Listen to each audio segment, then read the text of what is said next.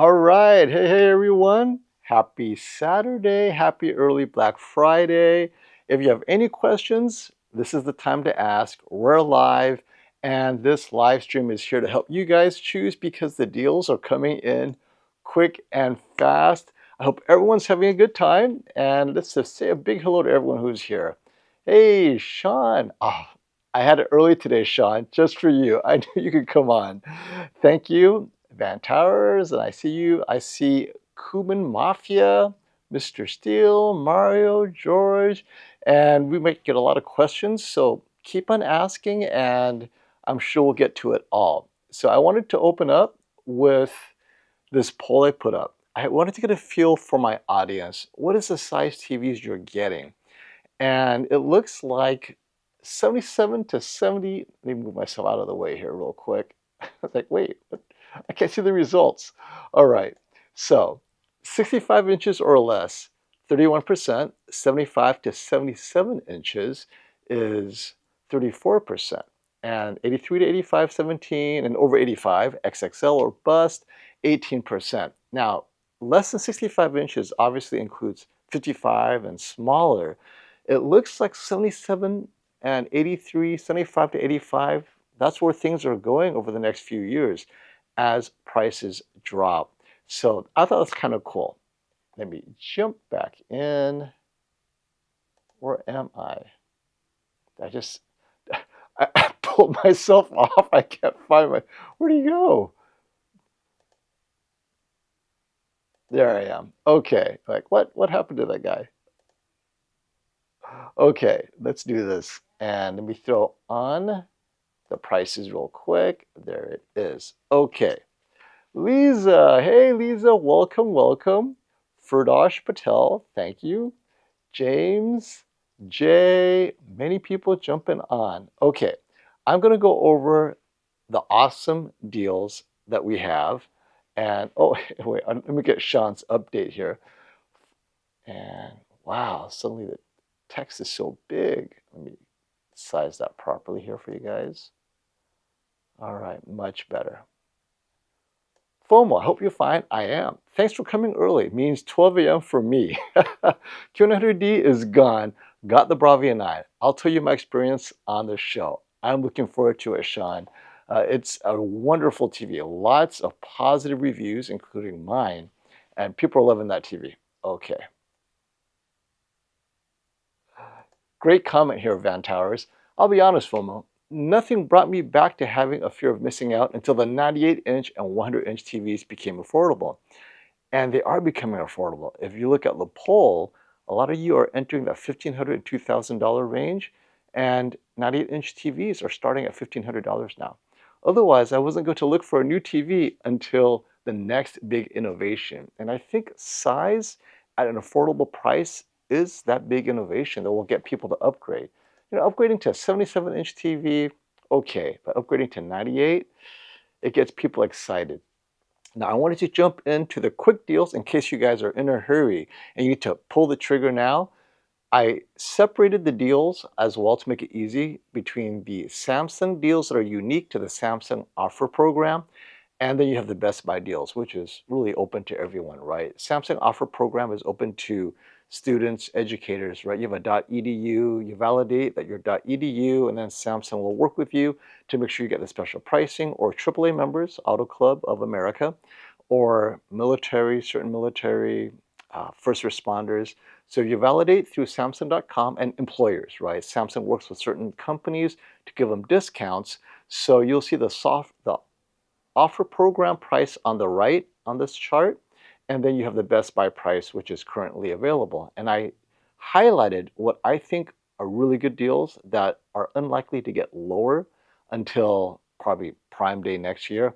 So this is a really good price. And the best ones are the one where both Samsung and Best Buy actually have very close prices. And so let's hit those real quick. LG B4 is unique to Best Buy, $599. I really think that's a good price for a 48-inch OLED.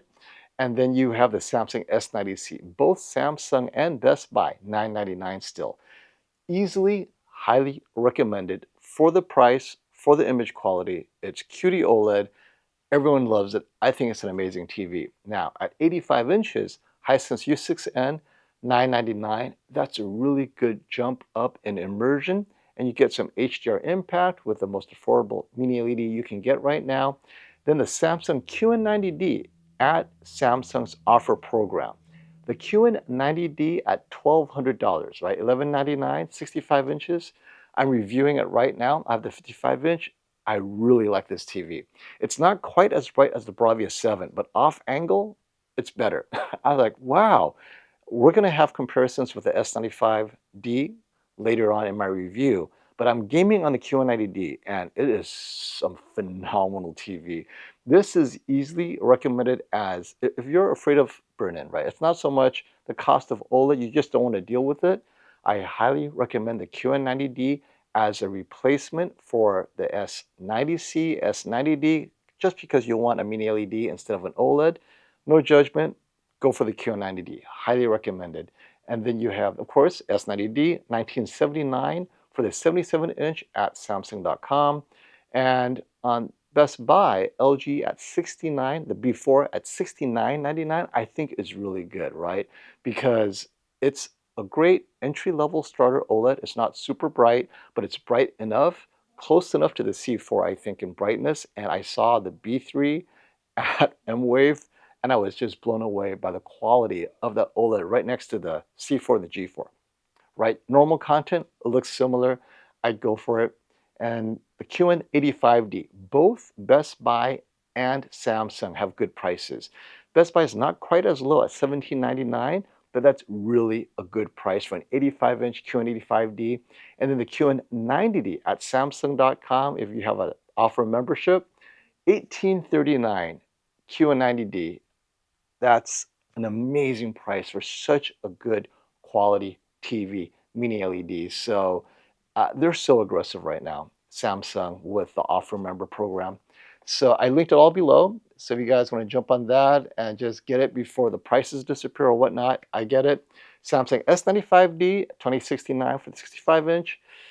I mean, it's still expensive, but it will not go under $2,000 for a while. So this is as good as it gets for the S95D. I have it. Love that TV as well. And then we'll also talk about Vincent's shootout results if you guys want to as well, because I finally saw the video, and maybe you're not surprised, but I agree with many of the judges and their conclusions, so we can discuss that as well. And then you have the Samsung S95D at the 77-inch size at Samsung.com, $3,149, another great price. And of course, I think the best 83-inch deal right now is the LG B4, $24.99. I would get this over the 83-inch S90C because the S90C is essentially a WOLED panel from LG, and it's their first attempt at making a WOLED TV. I think the LG B4 will be a better performer overall at the 83-inch size versus the 83-inch S90C. So there you have it. Those are the prices. It's up there. Any questions about any of these TVs or any TVs I haven't listed up there? Oh, and I should talk about 98 inches since we talked about that. The TCL QM7, $2,300 for that mini LED, full array local dimming zone goodness at 2,300 98 inches. That's it. That is such a good upgrade in both image quality, impact. It's essentially a QM8 in my opinion, except it just doesn't get as bright, but it gets so bright that I don't know if you need the extra brightness. And the tone mapping ability above 1500 nits, let's say, the QM8 will be better, but again, where's that content coming from? Now, I listed the Samsung DU9000 at 2500. You can get that at Best Buy or at Samsung.com, same price. It is great for gaming. I really like its Game Motion Plus. So if you do a lot of Nintendo Switch where you're playing at 30 frames per second and you need Game Motion Plus, the DU9000 gets you that at 98 inches. But if it's just streaming and content watching, it's so hard to beat the QM7. And of course, the Samsung QN90D is on sale at Samsung.com right now for just over $7,000, but that's a bit out of most people's budget. But if you guys are curious, that would probably be the best flagship mini LED right now for under $10,000 is the QN90D 98-inch, $7,000, Samsung.com for offer members. Okay, whew, Let's see what kind of questions you guys got here. And a lot of people jumping on. Hey, I just love to see these old faces, and it's been a while, everyone. James, Fomo. So would you recommend the 98-inch QM7 over the 85-inch QN90D? It just depends on your use case. So size, content watching, yes. That 98-inch is just huge difference. Now, let's just talk about image quality real quick though. The QN90D, I'm assuming there's a consistency of image processing across the board between my 55 all the way up, and normally it is. Color accuracy is very good. It's excellent as long as you put color boost on low. It had similar saturation as the Bravia 7, as a matter of fact. Them and the Bravia 7, the two TVs, very similar. Now, the QN90D does have more gaming features. The QM7's gaming feature is limited, meaning it looks good, great latency, actually it looks quite amazing. And it doesn't offer, though, the Game Motion Plus. So if you like that, then go with the QN90D. Now, another issue with the TCL that some people may or may not notice is at lower luminance levels, skin tones become a bit too reddish to orange. Some people don't notice that. I did when I was reviewing and comparing with the QM7 as well. And so it doesn't bother me per se, but if you are a stickler for filmmaker mode accuracy, I don't know if the size can make up the difference. However, sports watching, Netflix, just basic stuff, not critical movie watching like 1917. That's where I caught it, actually, is in the low luminance 1917 and Game of Thrones last season, episode 3, where there's a lot of low light and their skin with that light, kind of a candle, low candle light, and then the skin, instead of being natural yellow, it becomes like this orangish tone. And it may have annoyed people, and you may notice it, but that is the only exception. I think the QM7 overall is just phenomenal, and it would hit most of your budget and image quality needs. But the QN90D is a better TV. Now, audio on the QN90D, Samsung is not known for their good audio at these. It doesn't matter what it is, S95D, Q95D, you have to get a soundbar. So for me personally, if it was my family, I'd go for the impact. I would get the QM7. I think they would love that immersion, that size. Now, for myself personally, I would wait for the Samsung QN90D to drop in price at the 98-inch size, because I want so much the 98-inch, but I'm also very impressed by the QN90D because off angle, it looks really good. The QN90D has a wide angle filter, works very well. Now, if you're sitting in front, it's not an issue for any of these TVs, but when you go off angle a bit, some of the TVs, you see it. The QM8, the QM7, and the Bravia 7. The Q90D is similar to the Bravia 9, actually. Its off angle works as well as the Bravia 9. So that's just something to think about. James, let me know what you guys decide, for sure. And obviously, I was just going to mention this as well. As we look at all of these questions and everything, if I miss your question, just ask again, because as I'm talking, you're asking, and I don't see you. And the only people I really see are like the super chat, because it flashes on my screen, like right here. Sean, thank you for that super chat. Fomo, seeing you from a Bravia 9, there is no 8K in my home with the X80J and 9. The Sony processor is slightly better. The Bravia 9 could have beaten the QN100D. But for AI now, Samsung 1080p is better than Sony. Also, contrast on the 8K was sharper. That's interesting. So, and I think at your size, the 85-inch, if you're sitting maybe 7-8 feet away, you could definitely probably notice those sharpening details. But thank you for the observation. Now, the most important question though for you, Sean, DSE. So if you guys don't know, he's been exchanging Samsung 85-inch TVs for the last 3 or 4 years, each time. Terrible dirty screen effect. So he's gotten the Bravia 9 with the hope that the dirty screen effect will be resolved. So let us know, how is your DSE on the Bravia 9, my friend? That's good. Thanks for that update.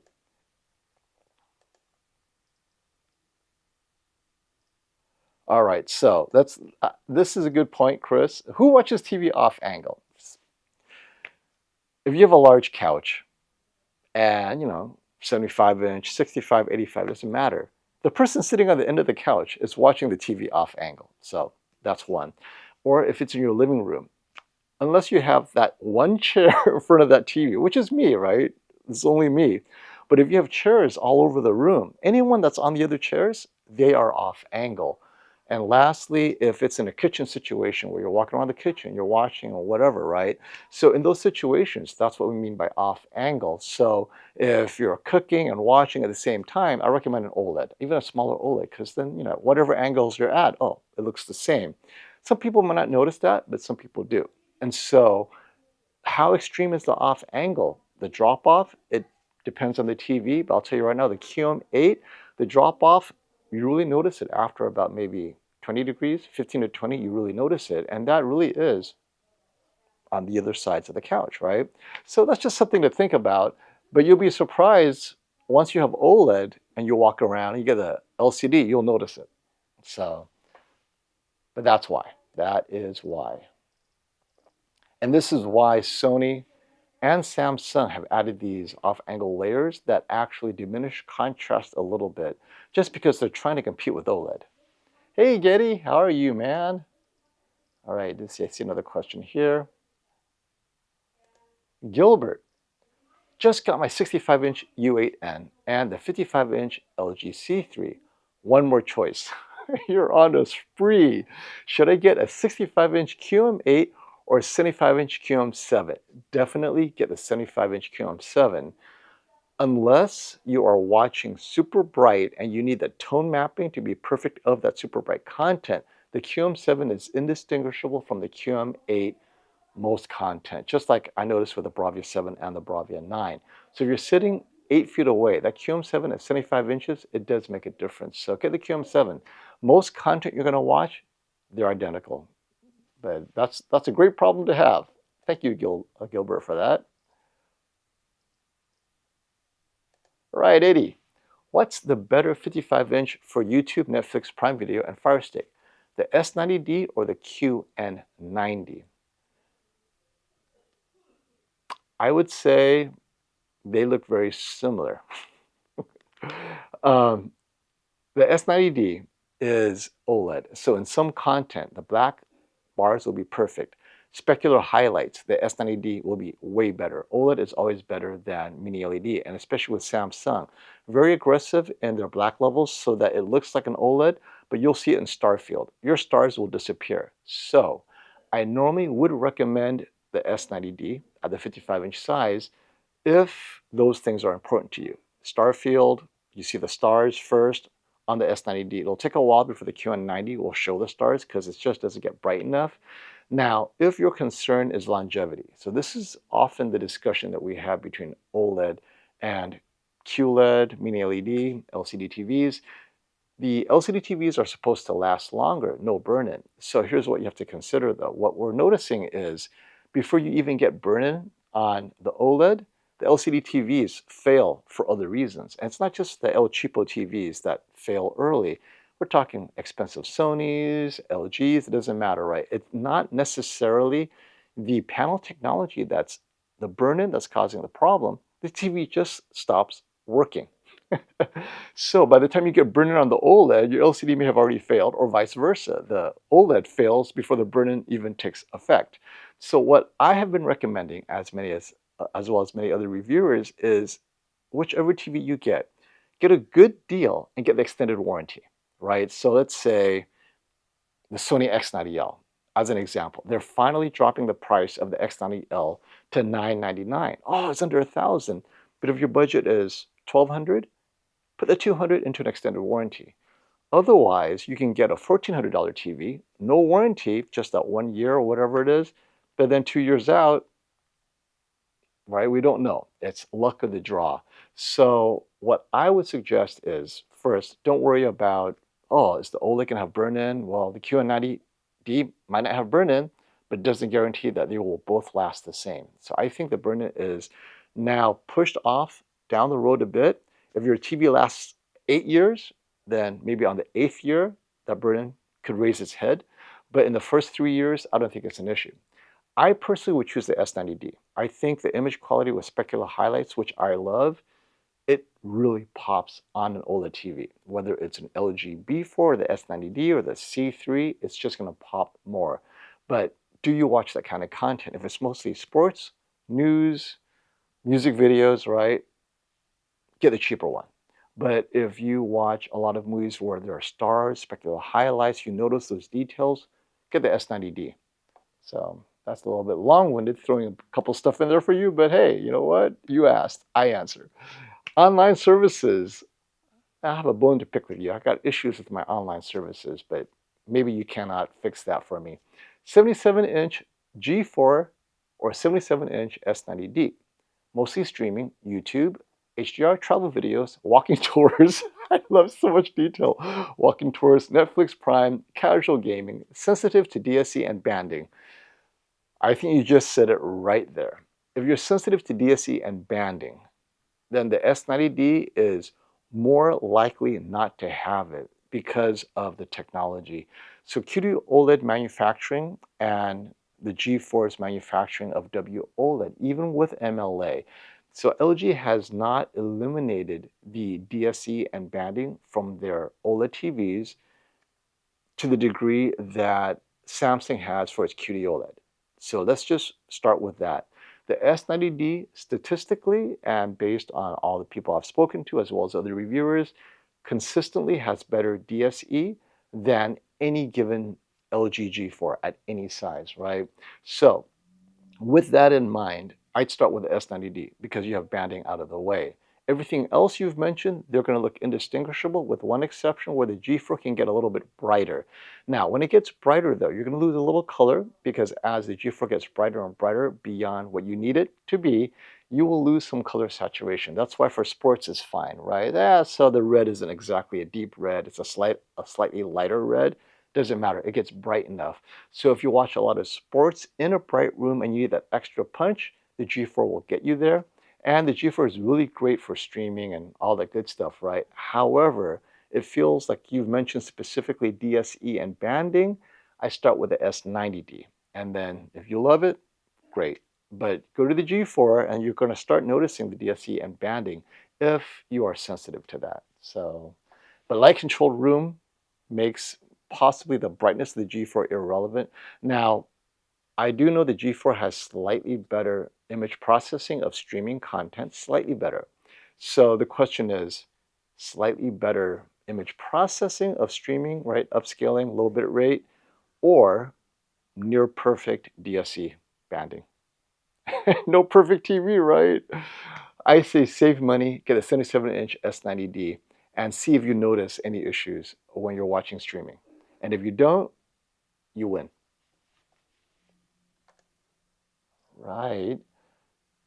Best TV for PS5 Pro. Price no issue. My conclusion is the Samsung S95D. I've been gaming on the PS5 Pro, specifically Dark Myth Wukong, and I played at 4K 30, and I wanted to see if Game Motion Plus cleaned up the 4K 30, right? So the 4K 30 frame rate is a lower frame rate, and that's what the Samsung's Game Motion Plus is designed to do. So they have two levels. They have level 1 and level 2. Level 1 has slightly lower latency. Level 2, slightly more latency. And of course, no Game Motion Plus is maximum speed, lowest latency of all. The difference is essentially, I've been testing, it looks like around 16 milliseconds between lowest latency and Game Motion Plus 2, level 2. However, it does add a little bit more sharpening, so it feels a little bit smoother as you're moving around. Personally, I think it's great for a lot of people because it is game dependent. Some games really look a lot better than others, but that option is what's important. And I think Samsung offering that, great. And of course, the image quality on the Samsung S95D, it looks so good. And I compared it to the various Sony TVs as well and the G4. And I personally like the Samsung S95D for PS5 and PS5 Pro. Can't go wrong. You're going to love it. Now, size. The S95D stops at 77 inches. And if you need larger, because that's the QD-OLED, I recommend, because price is no issue, get the Samsung QN90D, 98-inch, $7,000, and I think I listed it, yep, in the chart or in my link below.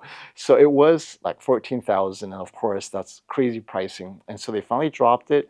And so the Samsung QN90D at 7,000, the image quality is so similar to the S95D, because I'm gaming next to the QN90D and S95D, one on top of the other. And I'm like, wow, performance is similar, image quality is similar, and you get 98 inches, do that. But if you're okay with 77-inch, then the S95D is easily best. No compromise, PS5 Pro gaming TV you can get.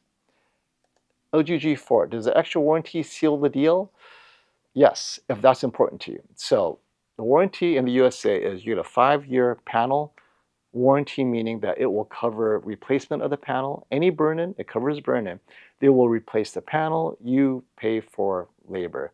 Now, if you're planning to get a warranty anyway, then it's a moot point, but remember, you still have to pay for the labor, so it's just something to think about. I like it. This is what I normally tell people is, if you can't decide between the G4 and the other TV, and you can't see the differences, and the price is very similar, then get the G4, it has the warranty.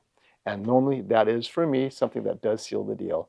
But keep in mind, you're all going to pay for a little bit of labor. All right.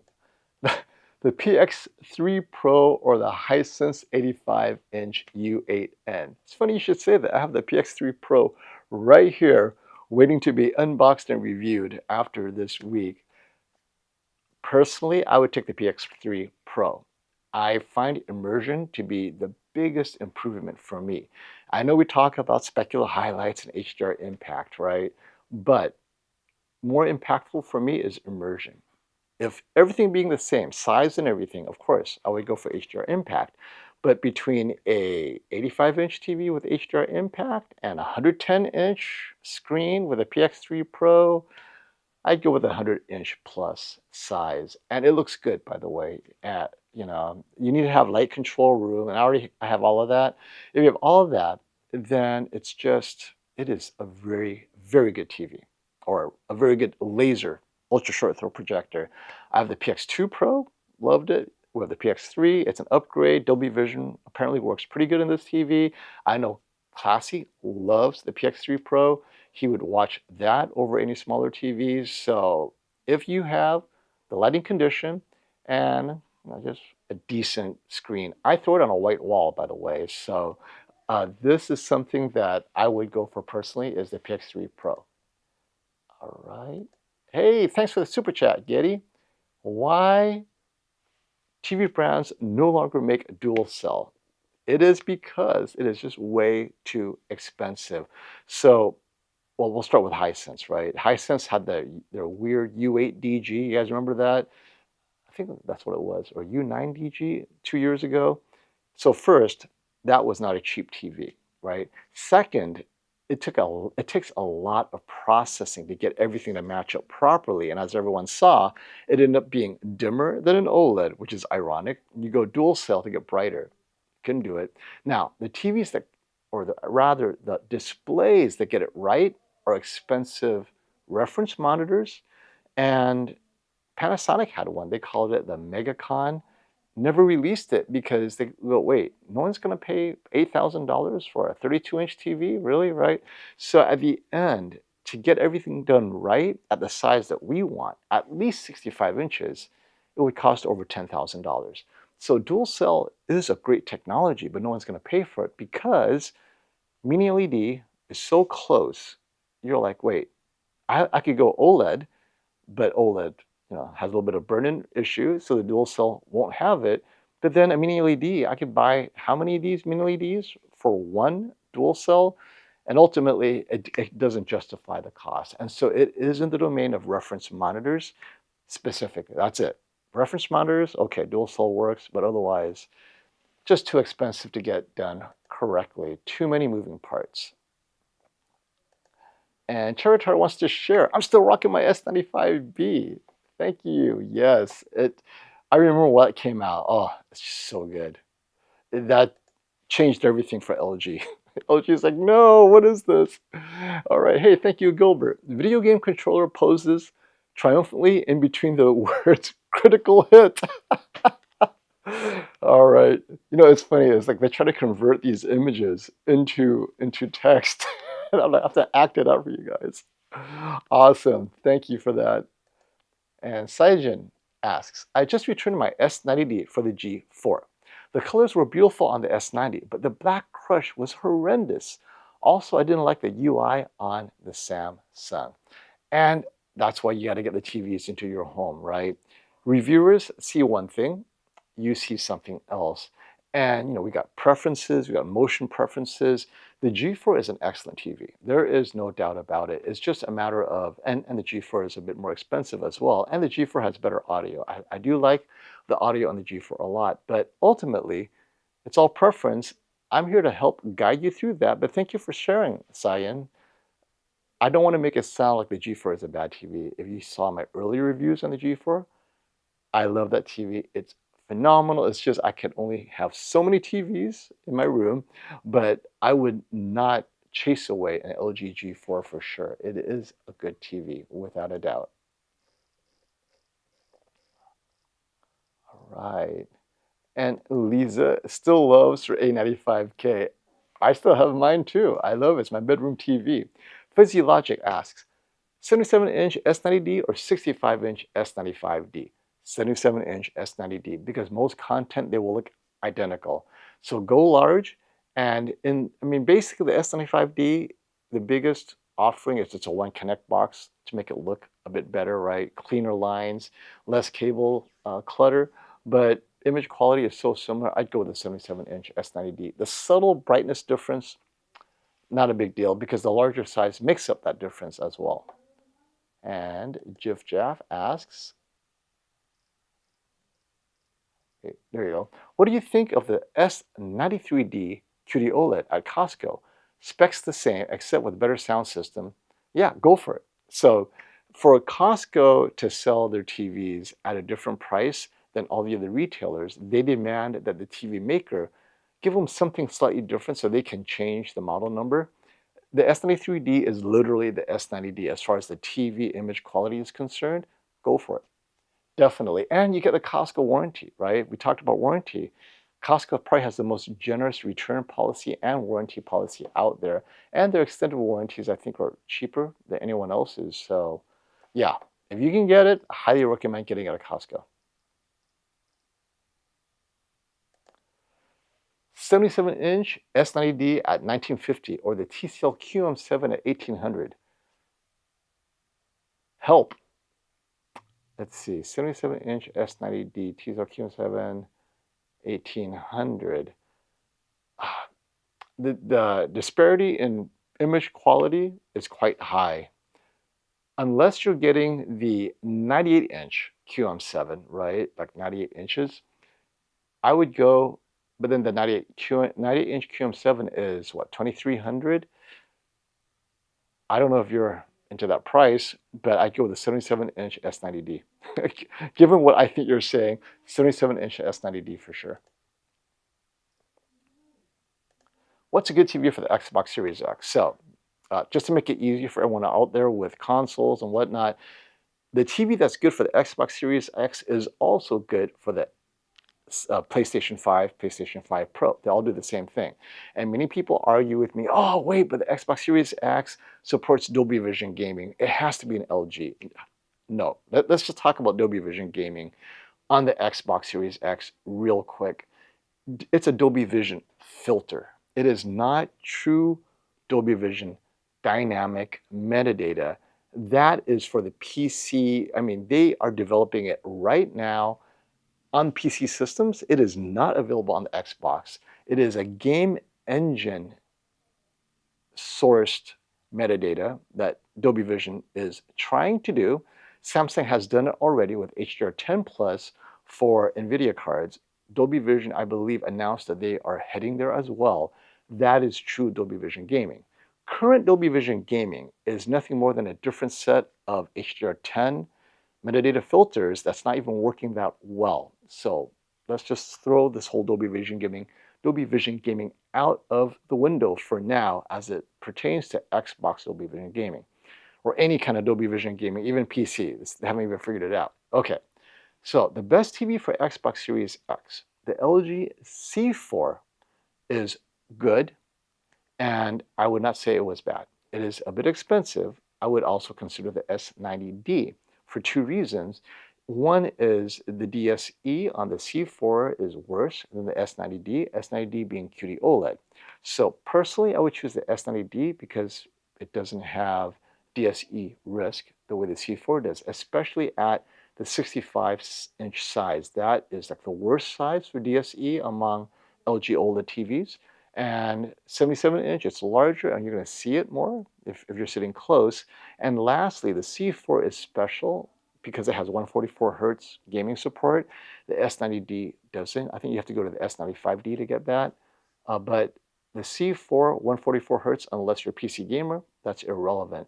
And the biggest one for many people is the S90D gets a lot brighter. So if you're gaming an Xbox Series X and you're playing some games, you want it to get a bit brighter, a bit punchier, the S90D can get there because of QD-OLED. The C4 is kind of limited in how bright it can get. You have to get to a G4 to get to that level of brightness. So that's just something to think about. It is a good TV.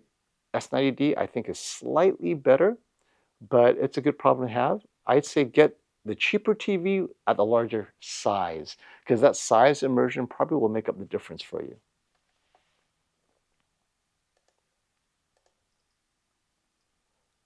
All right, Nate, Fomo, tell us the difference between the S90C and the S90D and the S95D.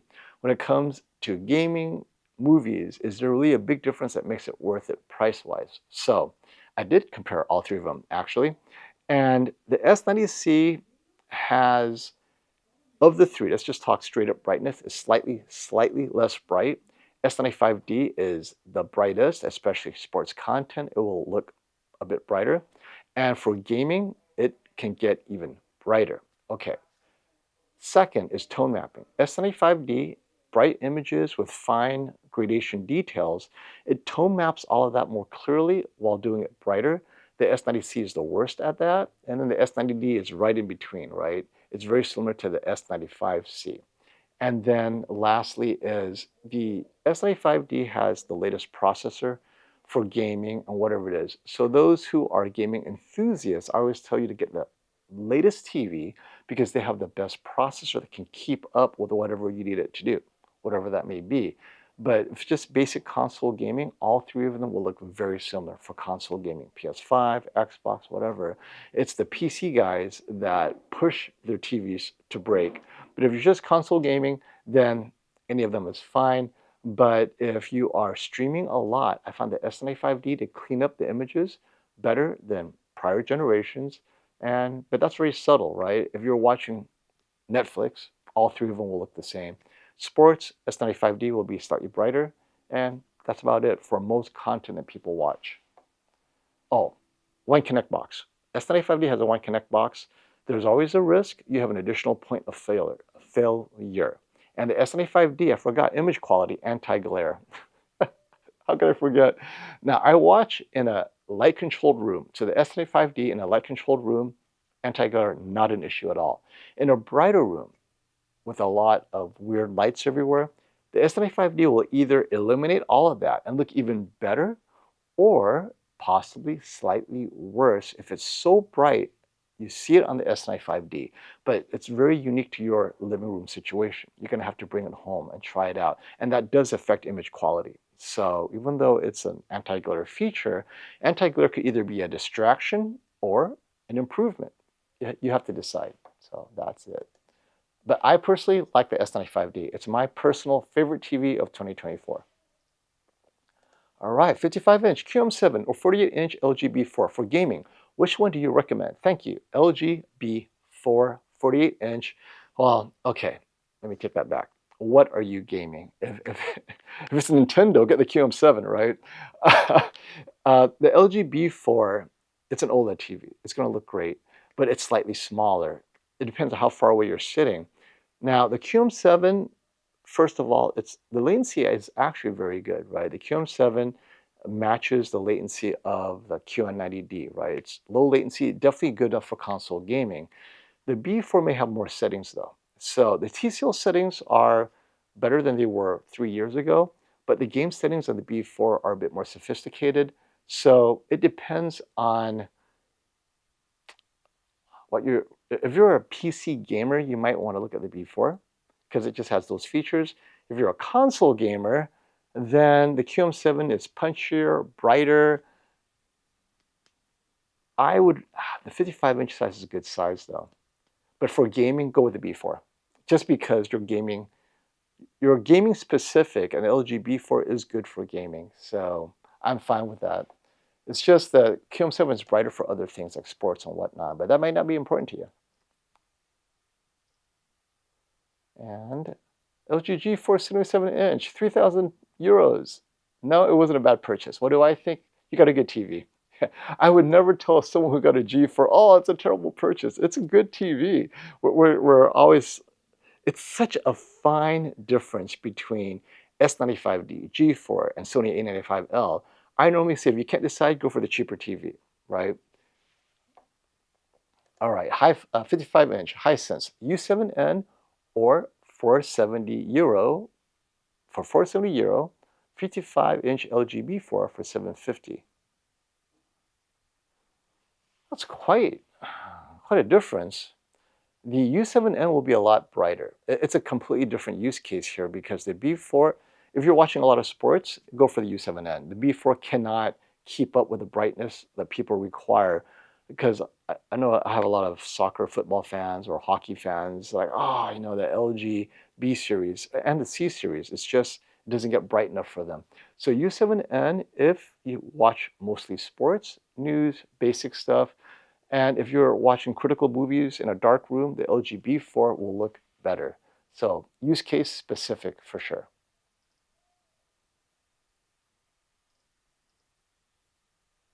All right, budget conscious question. Best TV for a budget conscious family under 800. Ah, perfect. For $699, right? I listed it below. Best Buy TCL QM7 65-inch, $799. It hits your budget and you'll love it. Yeah, basic Netflix, YouTube viewing, that's it. That's the one to get. I cannot recommend it more. Now, $999 gets you the 75-inch QM7. I'm trying to think. The U6N at 85 inches is $999. I don't want to push you that high. So $800, stay under budget, get the 65-inch QM7, and you'll be very happy, Gerwin. Let me know. Come back and let us know how you like it. All right. Scrolling through here. We're almost... Okay, light-controlled room. Call me Crow. S90D 77-inch. Bravia 8 77-inch. Both of them are OLED TVs. PS5 and UHD streaming only. Drop in size, go up in quality. Sitting 11 feet away.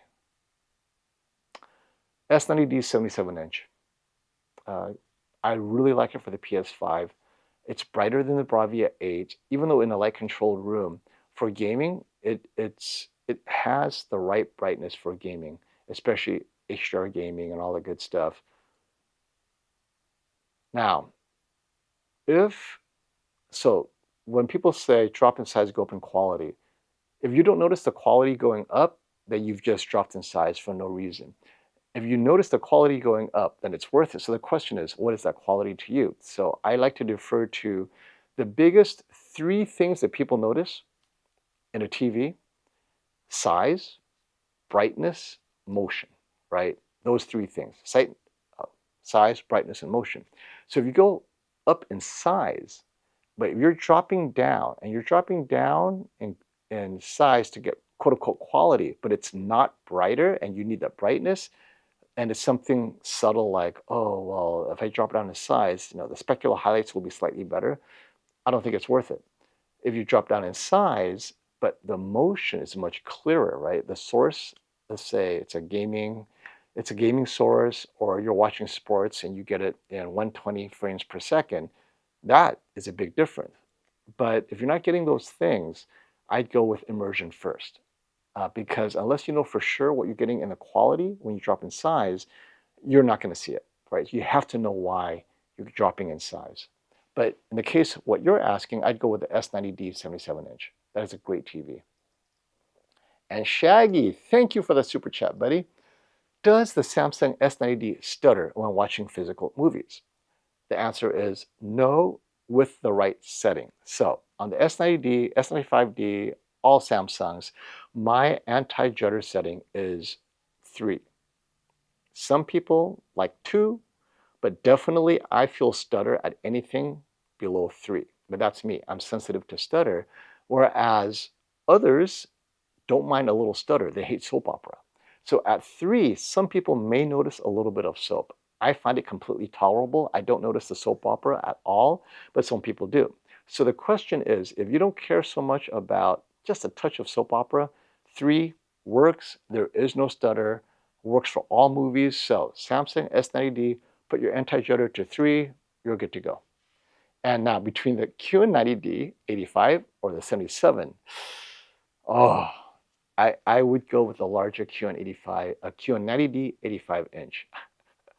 I would. I'm comparing them now, and I have the S95D and the QN90D 55-inch, and I'm like, why is this Q90D look so good? Now, I will say that the 95D does get brighter in gaming, which surprised me. The QN90D is not a super bright TV. If you want bright, you would have to go with a 95D or a Bravia 7, right? Those get brighter, and of course, the S95D actually gets brighter, but in a dark room, that's not a problem for you. The only thing I would say is this: specular highlights on the Q90D, it's not going to pop. And so if you watch any movie with stars coming out from the dark, on the S90D, you'll see those stars. And if you don't watch that kind of content where the specular highlights, you want it to pop, then the 90D is perfect. But its specular highlights is slightly more muted. The S90D 77-inch, that specular highlight, like all OLED TVs, boom, right? So that's the biggest difference. But the immersion, the 85, might be the difference. If you're watching sports, who cares about specular highlights, right?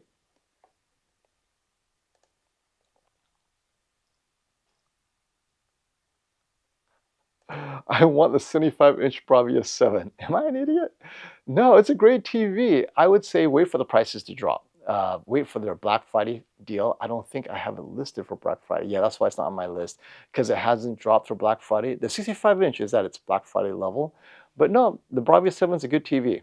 I have no qualms about recommending that TV. It's a little on the expensive side, but the quality is there. It's so similar to the Bravia 9 in my opinion, except for the off-angle viewing. All right, Jill, we have a Sony A90J, great TV. I had that for a while. 3.5 years old. We watch 12 hours a day in our early 70s. Should we get an 83-inch G4 or wait till next summer to get a Sony 83-inch QD-OLED? Definitely wait until next summer. And this is why, Jill. So the 83-inch G4 is brighter than A90J, definitely brighter. However, I don't think you are getting the G4 because you need brighter. I think you want more of something, right? And that's something you're used to the Sony. You're used to the Sony skin tones, color science. You can get the G4 to look similar to the Sony, but now you're gonna have to tune it to death, right? Oh, I want to have that Sony look out of the box. So stick with Sony. You're used to it. The 83-inch QD-OLED will give you that additional pop with QD-OLED, which they do really well with color. And I think it's worth waiting because your A90J still works, right? You're watching it 12 hours a day, whatnot. Now, and it's lasted this long. So yeah, wait for the Sony 83-inch QD-OLED. And you might be used to the settings menu and everything. You have to relearn everything on the G4. Not to say you can't, but why? Why put yourself through the pain of learning WebOS?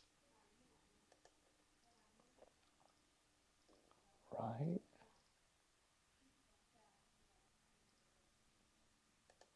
All right. Lucas asks, 98-inch Samsung DU9000 from Costco. or the 98-inch TCL QM7? So here's my answer to you, Lucas. If you're coming from a older LCD TV, let's say 5 years old, get the Samsung. It's still going to look better. If you're coming from a recent full array local dimming TV, let's say a Vizio P Quantum X, right? If it finally broke, then the QM7 will look like, oh, wow, things have gotten so much better with HDR. So a recent HDR capable TV, get the QM7, but warranty being important, I'm still leaning towards the DU9000. But again, if you're coming from a 5-year-old or worse, then the Samsung DU9000 will still be an upgrade. And then you have immersion. And then you add the Costco, better warranty, no brainer. So I think it depends on what you're coming from. But if you're coming from an OLED, you might have to consider the TCL because you're going to see the contrast dropping on that DU9000. Hey, Jill, character putting his hand in front of his mouth while blushing. Oh, I need to act these things out for you guys. I love it. Call me Crow. Let's see. Okay, we answered that one already. Let's see. Let me double check. Okay, Sean, here we go. Thank you, Sean, for that super chat. No DSE, thank God. So Sean, your search is over. And if you guys just joined us, poor Sean in India, he's been buying one Samsung 8K TV after the next. I think this year was his third or fourth Samsung 8K TV. They've all had DSE. And so we've convinced him to move to a Sony. He got the Bravia 9. No DSE, thank God. Was fearing, as many had reported, it had on their sets. After 3 years and 4 8K TVs, which were good, especially QN800D, seeing no DSE is refreshing. Thanks, Sony. Surprisingly, both my Sony have been clean. Yeah, you know what? That's something I'll let Sony know. They would be happy to hear from you. And hey, Charlie, I see you sent a super chat, but let me know because I don't see your question yet. So I'll keep an eye out for your question. Is there definitely going to be a 83-inch QD-OLED, Lisa? There definitely will be a 83-inch QD-OLED. We don't know what brands will carry it yet. And we will be at CES. I will talk to Chirag, Mr. QD-OLED himself, right? If you guys don't know, Chirag is one of the reps at Samsung Display who knows everything about QD-OLED, and hopefully he can guarantee that it will be out. But I think it will be out. Samsung branded QD-OLED for sure. Whether Sony will have a QD-OLED remains to be seen though. Any chance in 2025? Oh, here's your question, Charlie. Any chance in 2025 that the TCL QM8 will have WHVA? That's the wide viewing angle technology that makes the QN90D and the Bravia 9 look so good. Or U8 will improve viewing angles? Or is it too far off to be worth waiting? No, Charlie. I think TCL is making it available for 2025. I believe it should be on their TVs. Now, whether it's on the QM8, I don't know. Are they going to just reserve it for the 98-inch sizes? Like, we don't know what sizes will get it. We don't know what models will get it. And so that remains to be seen. Now, Hisense U8, whether they will get the ADS Pro, we don't know yet either. They've been kind of mixing around which sizes get ADS Pro. But ADS Pro is the IPS version, I guess. It's similar to IPS technology, whereas WHVA would be the VA panel with a wide angle filter that is better than what we have now, and it should have even better native contrast. So either one's fine with me. Is it too far off? I think it is coming next year though. The Chinese brands, especially the suppliers, are very aggressive in getting their products out to the makers, and it's up to the makers to use it.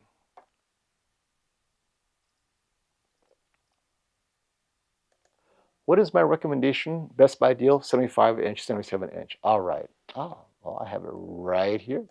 Let's see what I have here. But hey, this just popped up. There we go. Like, where did that come from? Okay, 75-inch size. Depending on your budget, $999 for the 75-inch QM7 is an excellent price.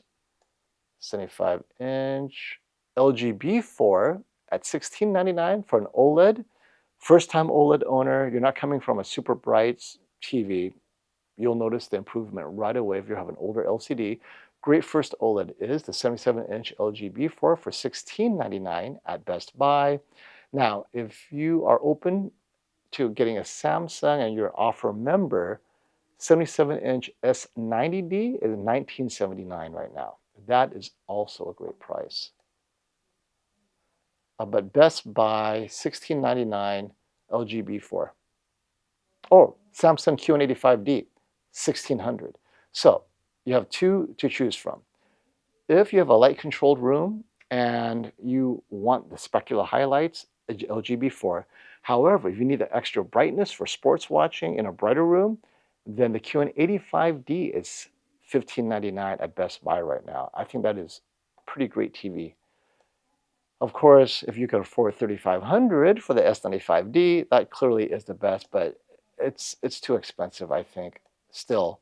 But yeah, my two recommendations between a MiniLED, that's awesome, at 75 inches, is the QN85D, or the 77-inch LG B4. So yeah, let me know if there's any other qualifications you have. But those are the two best deals right now. Farside asks, I want to upgrade my Samsung KS8000, general viewing, sports, TV shows, movies in the lounge room with controlled light. I would like a Sony, thinking Bravia 7 or 8. Good choice? Yes, the Bravia 7 goes up to 85 inches. So, size. If you're looking for an 85-inch size, go with the Bravia 7. Obviously, the Bravia 8 stops at 77. But if you're okay with a 75, 77-inch size, so the biggest difference is brightness. Not brightness so much as in, oh, my room is so bright, I need TV to get brighter, but rather HDR impact. Bravia 7 will get you more of the HDR impact, but Bravia 8 will get you more specular highlights. The 7, though, is pretty good in specular highlights. Among MiniLED TVs I've tested, it has the best specular highlights. It actually beats out the Bravia 9, the TCL, surprisingly. So the Bravia 7 is best among MiniLEDs, but not quite OLED level specular highlights. So it comes down to size. At 85-inch, you don't have a choice. Get the Bravia 7. At the 77-inch, sports, TV shows, movies, light-controlled, I'd like the Bravia 8 still. I like OLED. Because it's a light-controlled room, the Bravia 8 will be you'll notice the contrast difference and the shadow detail. But the Bravia 7 does have excellent shadow detail. But the 8's just that extra contrast. I appreciate it. But yeah, let me know what size you decide on, Farside.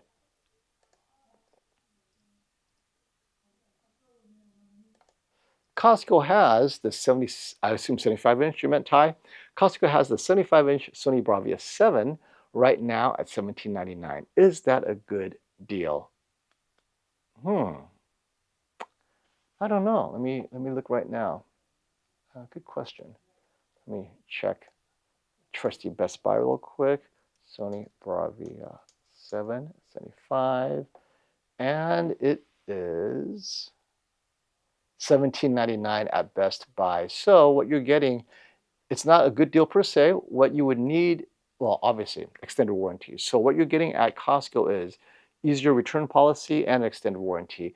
So the deal isn't great, but with extended warranty, it's better. Best Buy, you're going to have to pay for that additional extension that goes the same length at Costco. So yeah, it's not a great deal, but it's not a bad deal. All right, let's see, what's up? Can any reasonably priced projector compare to a 98-inch TCL QM7? Looking for a 100 to 120 screen from my home theater. So what is it you're looking for? So here's the issue that many people don't talk about. On a large LCD TV, 98-inch, 110-inch, it doesn't matter, right? You have two risks that are unique to the LCD TV that are not on a projector. One is uniformity. So people who complain dirty screen effect, right? Like Sean, where, oh wait, in this scene, that light gray sky, I'm seeing dirty vertical patches or whatever. Only LCD TVs have that. On a projector, you have a screen, there is no dirty screen, it's even, And at all angles, it looks very similar, right? You get the right screen, it looks good. What you're missing on a projector, though, is that specular highlight dynamic range, that HDR impact.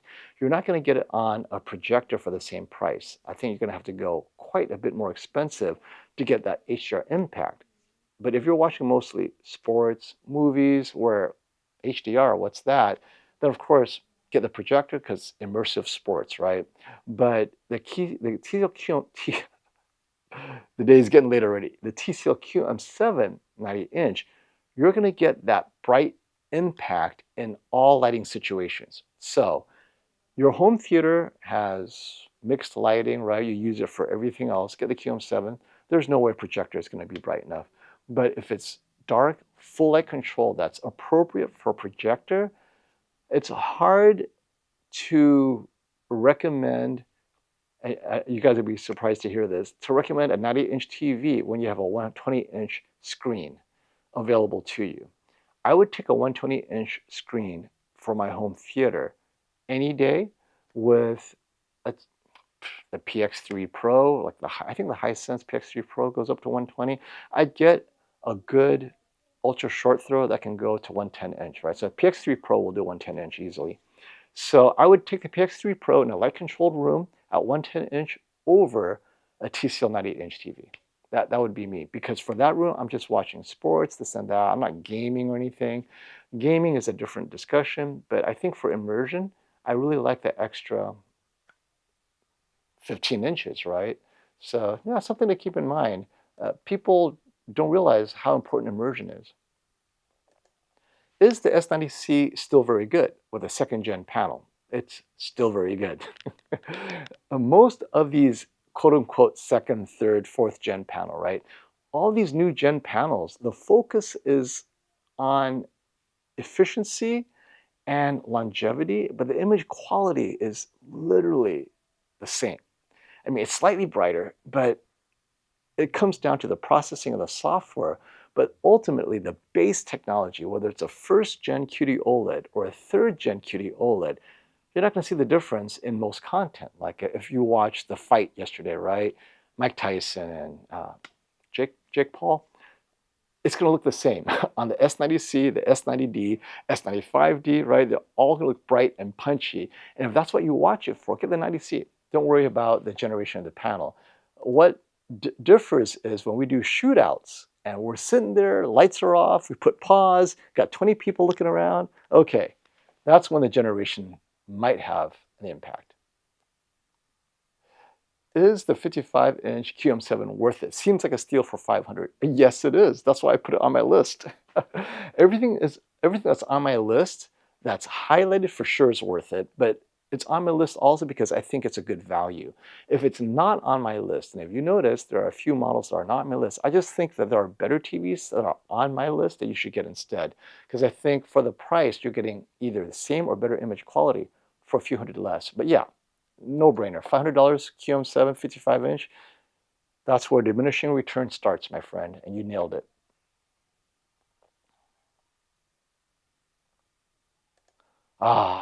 Please recommend. Literally, you ask.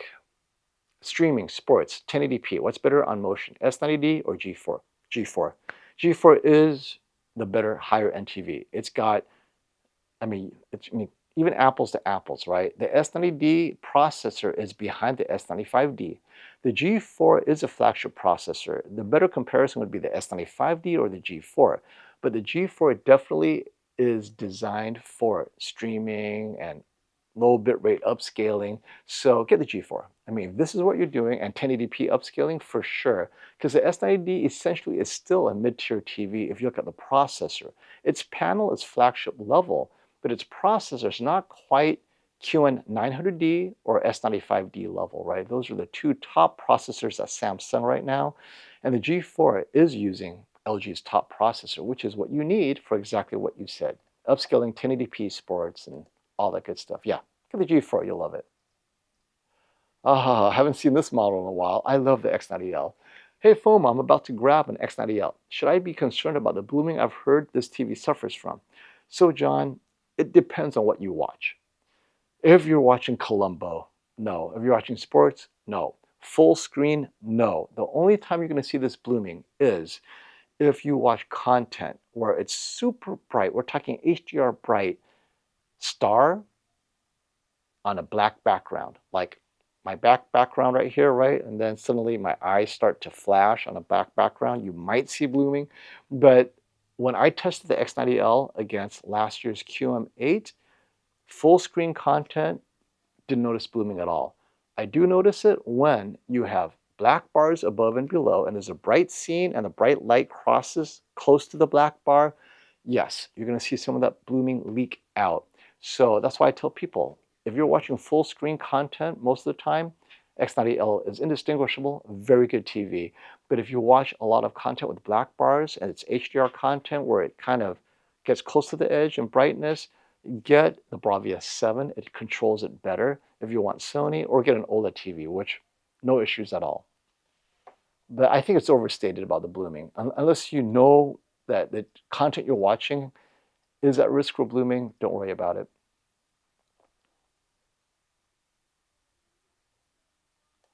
Oh, this is a great question because I need to rant about this whole HDR10 Plus and Dolby Vision business. Red Skull asks, I just got an S90D. Good choice. Loving it. Should I upgrade my Apple TV 4K to the latest version so I can get HDR10 Plus support? All right, let's take a deep breath.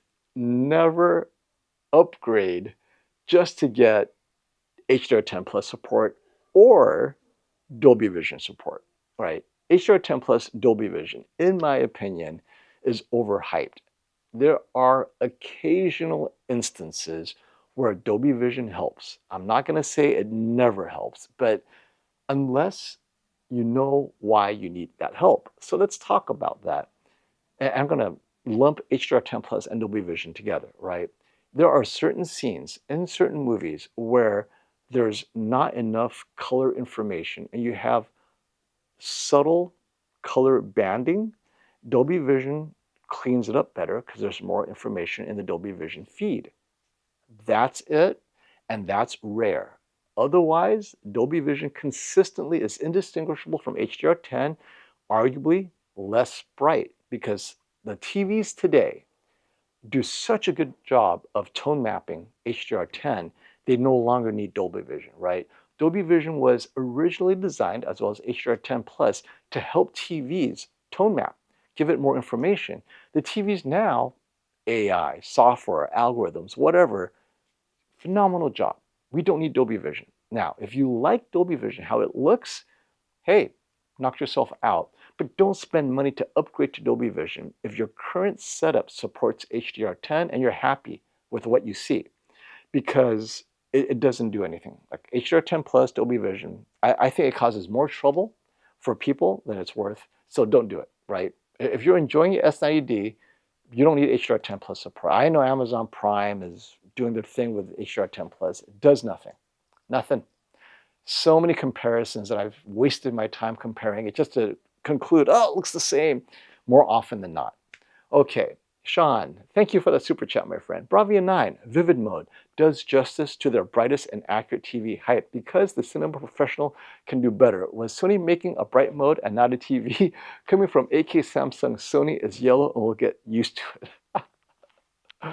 So, Vivid Mode, Dynamic Mode, I actually did that comparison in my live stream 2 days ago, right? I did the Bravia 7 compared to the QN90D, and we were in Vivid versus Dynamic. And so the 90D's Dynamic Mode, we're watching tennis, and the tennis court was this, this green color, and on the 90D, the fluorescent green was so blinding. I'm like, what the heck happened, right? So Dynamic Mode on the Samsung definitely embraces that green. They were channeling neon green. Whereas on the Vivid on the Sony, it was green and it was vibrant, but it had a gentler hand. It was closer to accurate, but definitely Vivid, Dynamic. This is where the TVs have fun. I mean, this is where the tuning scientists at the TV makers get to be less accurate and try to second guess what you like. So Samsung's like, you know what? Everybody wants a bit more fluorescent punch. And to be fair, Samsung's Dynamic Mode is the most watched mode. I know many of you Sony fans are like, what? Samsung fans love their dynamic mode. And so, hey, there is no right answer. But I get it, Sean. You're not used to Sony's very modest approach to vivid mode, but at least it is brighter than standard mode. If you need brightness, vivid mode, I think, does a good job. Oh, a fan from Estonia. Hey, Alar, thank you. Greetings from Estonia. I got the S95D 77-inch as a daily driver, and it's amazing when calibrated. Also using the 55-inch S95D, currently 856 plus VAT in Europe as a computer screen. And let's talk about the S95D. I believe it won the shootout, right? Vincent's HDTVTest shootout. I personally thought that this is the best TV of 2024. And you guys know, I've always thought that, and I disagreed. Even during the shootout, I thought the S95D was my TV of choice, but I'm not a judge, right? We all have our own personal preferences, and everyone looks for something specific. So those of you who chose the S95D, no wrong answer here. It is a great TV. Congratulations. This is a good question. Fomo, is Mini LED here to stay? Which 65-inch is overall higher quality? Bravia 7 versus S90D OLED. Well, PC gaming and 4K Blu-ray high quality film watching, or wait for 2025 Mini LED? Okay, let's see. S90D is the better TV. So Bravia 7 versus S90D, and this is why.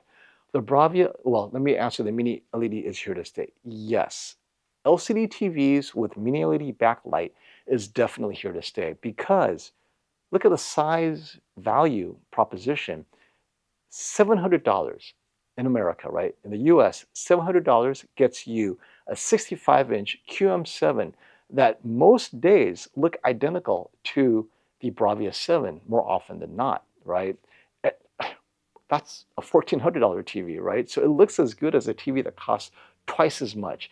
That's where we are today. And Mini LED gets you there. And even the Bravia 7 with a Mini LED looks great at larger sizes. So you get an 85-inch, great-looking Mini LED TVs for under $2,000 now.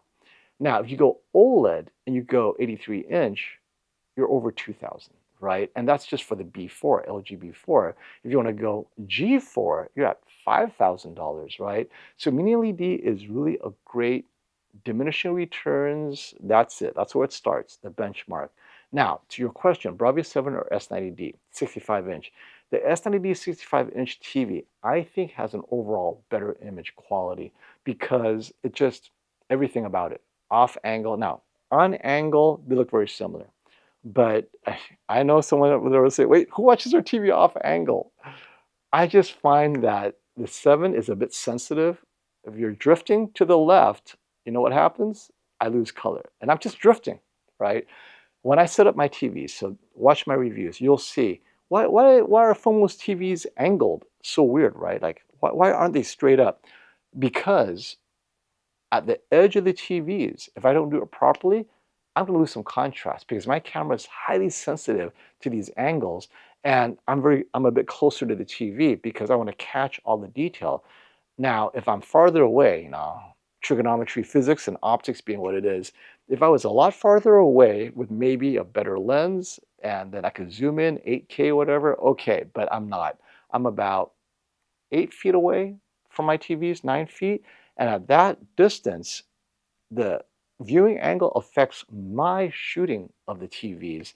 And so I do have to adjust my TVs to make sure that they are angled to hit my lens on angle. But then the TV looks kind of tilted, right? So an OLED TVs, that's rarely a problem. I mean, if I'm off by a few degrees, no big deal. But with something like a Bravia 7, if I'm off by 10 degrees, I notice it. I'm like, wait, what happened to my contrast? Oh, so I go in there, I tilt, okay, there you go, boom, it looks good now. So for me, the S90D, and then you said PC gaming, you gotta go with the S90D, right? The latency, spot on. The latency is the same as any OLED, and that's about 15 milliseconds lower, or not 15, that's about 10 milliseconds lower than the Bravia 7. And if you're PC gaming, you need every millisecond, as we've talked about, right? So yes, S90D. Mini LED will never get to the same latency as an OLED TV. So yeah, I hear PC gamer, I should have just went straight to S90D. Awesome. All right. Thank you for that. LG looks bad watching sports. Oh, I'm sorry, LG. I was looking at yours, Tom. Oh, that looks bad watching sports. Depends. When you say bad, you mean it's too dim? I think the G4 looks great watching sports, but Tom, here we go. G4 won the overall HDTV test.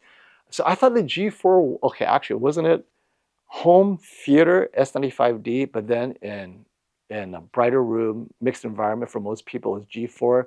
So yeah, maybe I should have separated that, right? Right, Tom? Didn't the S95D win the more man cave situation, right? Critical home theater, Blu-ray, whatever, high quality movies, and then mixed use, everything else, the G4. But either way, I agree with this. I think the G4 is a phenomenal TV. It does everything pretty good because where we find weaknesses with the G4, we, meaning reviewers, most of you won't see it. And the strengths of the G4 is what most of you will see. And yeah, the 5-year warranty, and yeah, great TV. So that's why for me, it was down to the S95D and the G4. So ultimately, those are two great TVs with great features. I felt the A95L was just a bit too dim for me overall. Well, it is not inaccurately dim. Let's say it back. The A95L is exactly what it needs to be, accurate. However, I have so much content I need to be brighter. Sports, gaming, all of that, and that's where the A95L, it limits itself to being only a critical watching TV. And for the price, nah, can't go for it. Hey, Sean, thanks for the follow-up. One thing with what has happened in last month with the Bravia 7 shining, also G4 winning HDTV test, always wait till the end of the year test all TVs because you know a dark horse like 7 and QNED steals the thunder again. Yes, yes, yeah, definitely. You never know, right?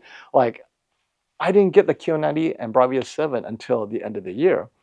And now that I'm looking back, wow, these are great TVs. It's just there's so many TVs to review, and you can't get through all of them. And firmware updates. Let's emphasize that. Many of these TVs start off the year slow because their firmware held them back. When the A95L was originally released, I had their very first firmware, and it was terrible. I'm like, what happened here? It looks like just like the A95K. It looks even dimmer, right? And it took 2 firmware updates to get that A95L up to snuff. And even now, it's still getting firmware updates. So yes, thank you, Sean, for that reminder. You never know. Wait till the end of the year before buying a TV, for sure. Ah, Jeff, this is a good question. Hey, I'm just a beginner. This TV terminology, lingo, can you tell me what soap opera is and what's Judder is, but not soap opera? Okay, so let's start with soap opera.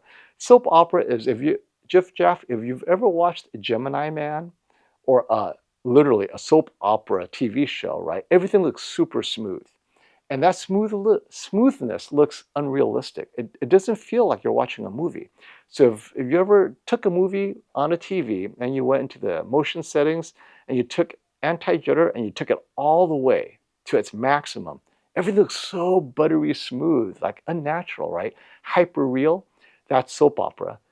Judder or stutter. So judder and stutter are two different things, but same effect, right?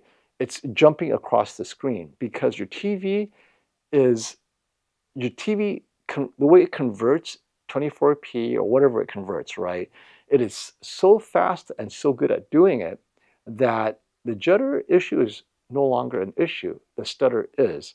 And it feels like when you're panning, and it only happens when you're panning, either slow panning across or vertically up and down, it doesn't smoothly go across, it's jumping across like this. And I use Army of the Dead all the time.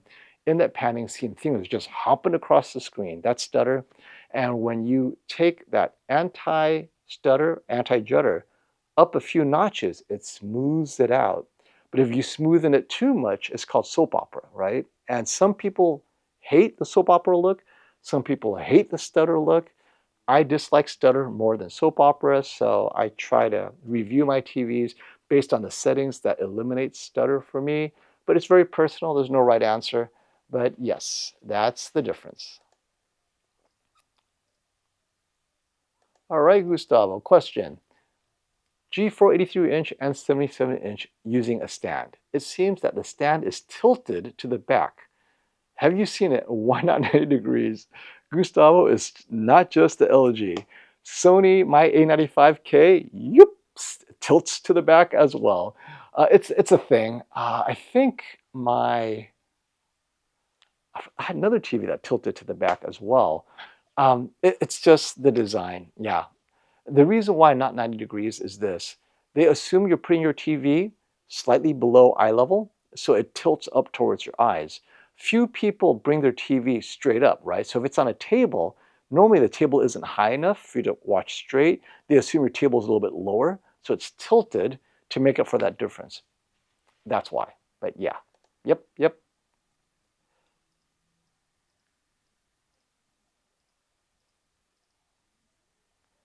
Run down your questions. Oh, which 50, here we go. Which 50 to 55-inch TV would you recommend in the $1,500 budget? It would definitely be the Samsung S90D, 55-inch, currently $1,299. Yes, I would recommend that all day long. It's such a good TV. Samsung S90D QD-OLED, $1,500 budget. It's only $1,299. Nails it. That's what it costs right now at Best Buy. And if you're a Samsung AAA member, educator, military, corporate, $1,169 at Samsung. So these things are just great prices right now.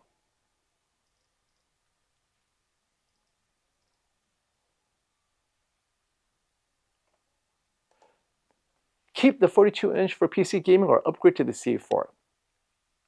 I love this question because it's all relative. If you're enjoying your 42-inch C2, like you'd find nothing wrong with it, why are you upgrading, right? Because relative meaning everyone's saying how great the C4 is. Like, am I missing out? Do I have FOMO? Your C2 is fine. If you're enjoying it, it's fine. Because upgrading to the C4, quote unquote, yes, it does introduce maybe better 144 gaming. And so that's what you're getting, is you're able to get maybe cleaner 144 from your C4. But unless that's the thing that you're looking for specifically, you're not going to notice a difference. And, oh wait, I have Brian, Tech Therapy, on the map phone. Yo, Brian, I'm live streaming. Are you gonna join in to say hello? What? He's all like, "What are you doing live streaming?" All right, hey. All right, Brian says hi. All right, buddy. He's spending a lot more time with his family on the weekends. Maybe that's something I should be doing. All right, here we go. Let's see what we got.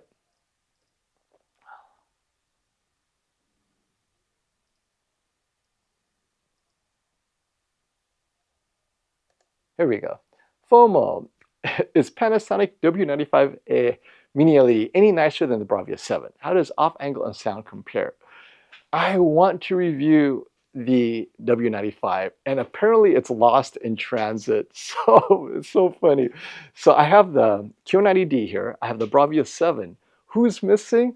The Panasonic, because all three of them are within a few $100s of each other, right? Well, I take it back. The QN8D is significantly cheaper now with all these deals, but regardless, right? They're all supposed to be around $1,400, including the Panasonic.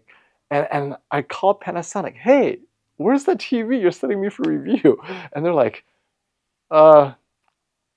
we can't find the carrier. They're not responding to our calls. Like, what? They made off with your TV? So we're hunting down the carrier. Hopefully the weather didn't hit them and they're fine, right? But it's been like 4 days, right? So it's been 4 days. Like, where's the TV? So I'm calling Panasonic. Where's my review unit? Like, wait, it's not there yet. So they called the carrier. Oh, we can't get hold of the carrier. So we will get this review out. So we're going to have the W95, the Bravia 7, and the QN90. And then you guys will then know what is the best mini-LED TV for just above $1,000 between the big three, right? But I'm really excited to see that comparison as well. Like, come on. It's going to be 2025 soon. Let's keep it relevant.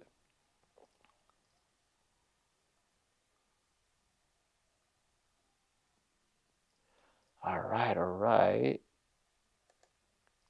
Thank you for the question, Jay.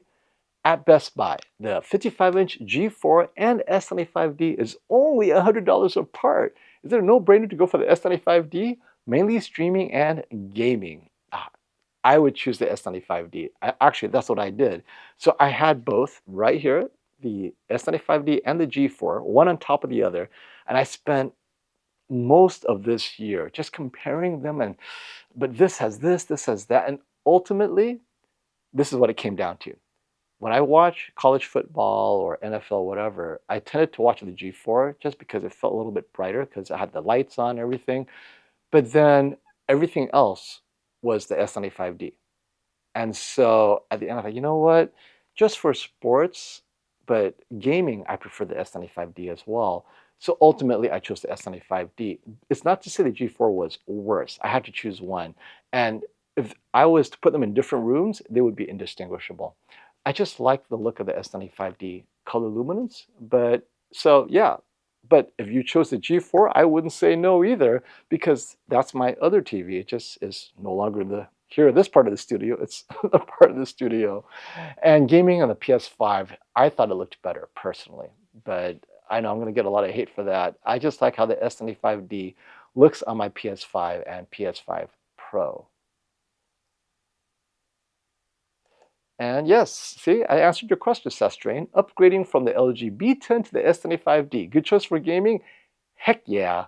Any issues with One Connect box? I did not. I have not had any. And I've been gaming on it, using a splitter on it, direct connect with the PS5 Pro.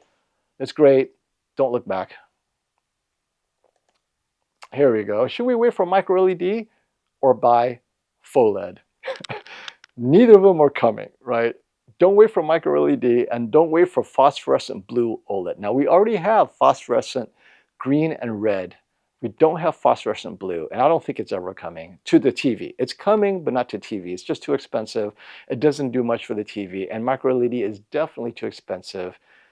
In the next 5 years, you're not going to see it. If we're lucky, maybe 10 years from now, we might see a micro-LED TV, but it still would be so expensive that you'd be like, why am I paying this much for a micro-LED when I can get this for so much less? And that's going to be the issue.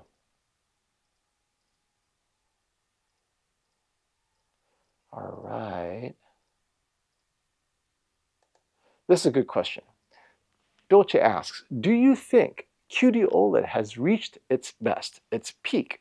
Because I don't think there is a big difference between the S90D or the C, and future only thing makes a difference is micro-LED. Okay, you're absolutely right. We will see if there's any improvement at CES this year when I talk to Samsung Display, and they will tell us what did they improve. But most of the work is being done to efficiency, meaning they're preserving the brightness. They're just using less energy to get there. And longevity, image quality is the same. They're just working on things that allow the TV to last longer and manufacturing cost reductions. You're getting the same image quality, but now it costs less. So all of these things help with selling you a cheaper TV, but the image quality doesn't change much. And much of the change comes from software processing. So as far as the core technology, I think QD-OLED, it's going to be where it's going to be, right? Oh, is it going to be 5,000 nits, 4,000 nits? I don't think it needs to be, and I don't think they're working on that at all. And yeah, I think as far as where everything needs to be, the consensus among many of us who do this for a living is we've reached peak TV image quality. Like, what's left? Oh, what about off-angle viewing? Well, you have OLED. Oh, well, what about brighter? Like, brighter what? Everything is graded under 1,000 nits until we have content that justifies going above 2,000 nits. But yeah, brighter would require more technology, but we don't really need it right now. So I think we're going to be where we are for a while, maybe cheaper. I'm hoping OLED gets cheaper. That's really is the big innovation.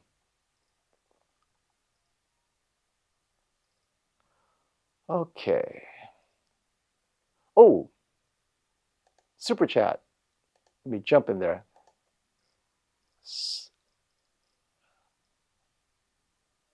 There we go. I think I answered it now. All right, upgrading V10 S95D. Yes, okay. Got that. But thanks for reminding me, Sastron. And we're talking shootout again. Oh, wait a minute. There's a bunch of super chats I missed. Here we go. From the depths. All right, let's catch up on my super chats. Hey, thanks for being patient, guys. I get so excited asking your questions. Just purchased the S90C 65-inch at Best Buy. Good choice. I'm worried about burn-in and the panel generation issue. Did I make a mistake? Gaming and YouTube mostly. So let's talk about the whole burn-in thing. No, but if you bought it at Best Buy, I would still get an extended warranty, not because of burn-in. My fear is TVs today don't last long enough. They don't make them like they used to, but not because of burn-in. I have no fears of burn-in. Now, as far as the panel generation, not a problem either. It doesn't matter to you. You did not make a mistake. And gaming and YouTube mostly, the perfect TV for everything you did. And most importantly, if you just purchased it at Best Buy for $9.99, there is nothing at $9.99, 65 inches, that comes close to the image quality of this TV, right? Nothing. Like, for that price, you can get a Sony X90L, which is just as likely to fail after 5 years as burn-in. So you made a good choice. Good choice. And Getty asks, hey, thank you for the super chat, my friend. Did LG no longer make their QNED line? They did, but it's called QNED 98-inch 89T. I think that's their best QNED. But they've pretty much walked away from LCD TVs as a quality, as a high-end product. Their high-end product are all OLED TVs, right? Even their quote-unquote worst OLED this year, the LG B series, is better than any QNED. So their best TVs this year are the LG OLED TVs, B4, C4, G4, and their only best non-OLED TV this year that I can recommend is the QNED 89T, but that's 98 inches and $4,000. I think it's overpriced. I think it needs to be $3,000 for me to truly recommend it as a value, but the image quality is phenomenal. I would say it falls between the Samsung DU9000 for $2,500 and the Samsung QN90D for QN90D for $7,000, right? Somewhere in between. It's the TCL QM7 will be brighter and punchier. The QNED 89T will have the subtleties, very Sony look, right? So, but it's 4,000, whatever. It's just a bit too much. All right. So what else we got here?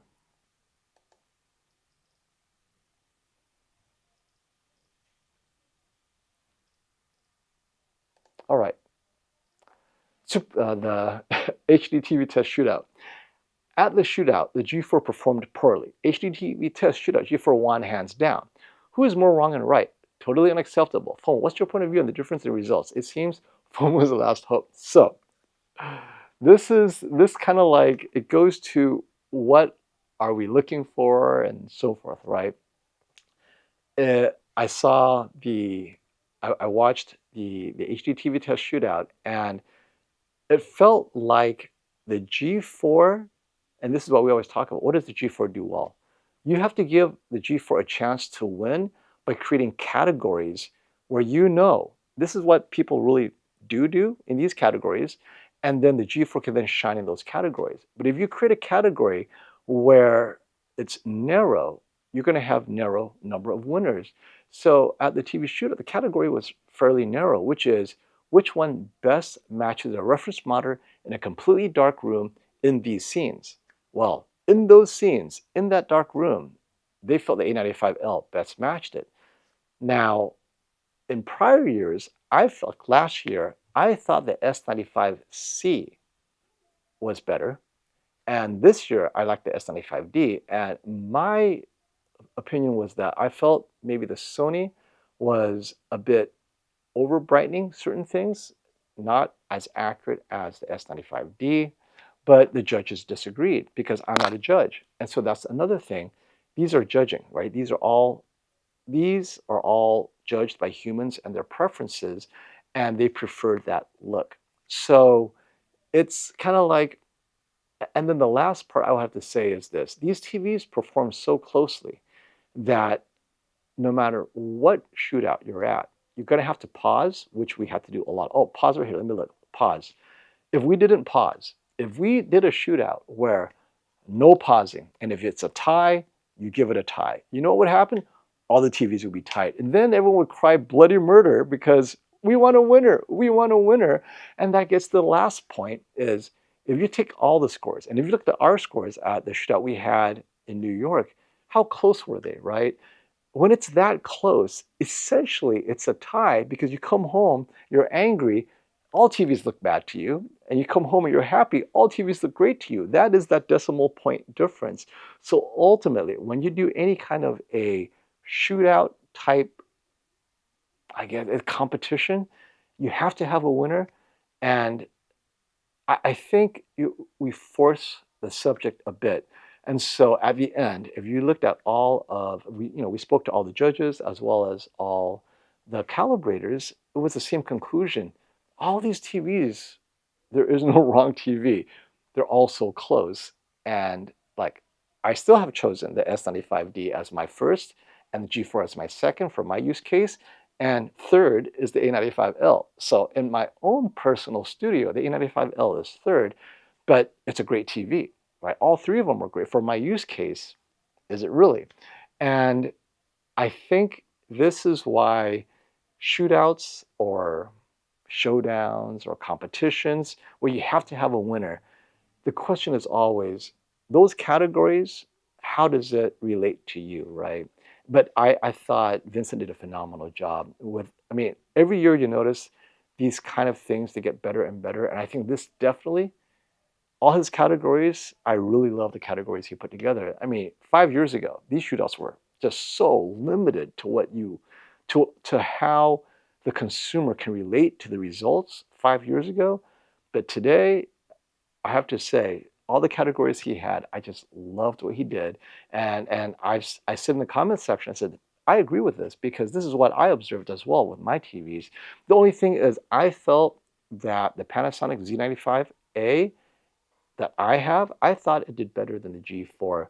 But then again, the way I do it now is, because a lot of people do not calibrate your TVs, calibrating it also is one thing that we have to talk about, because I think if you don't calibrate and just get out of the box, it's a completely different TV. And most of you don't calibrate. So that's one thing that we also would like to focus on as reviewers is calibration, pay for it, what happens then. But if you don't do calibration, then what? And the G4, good TV all around. So, what are you going to do?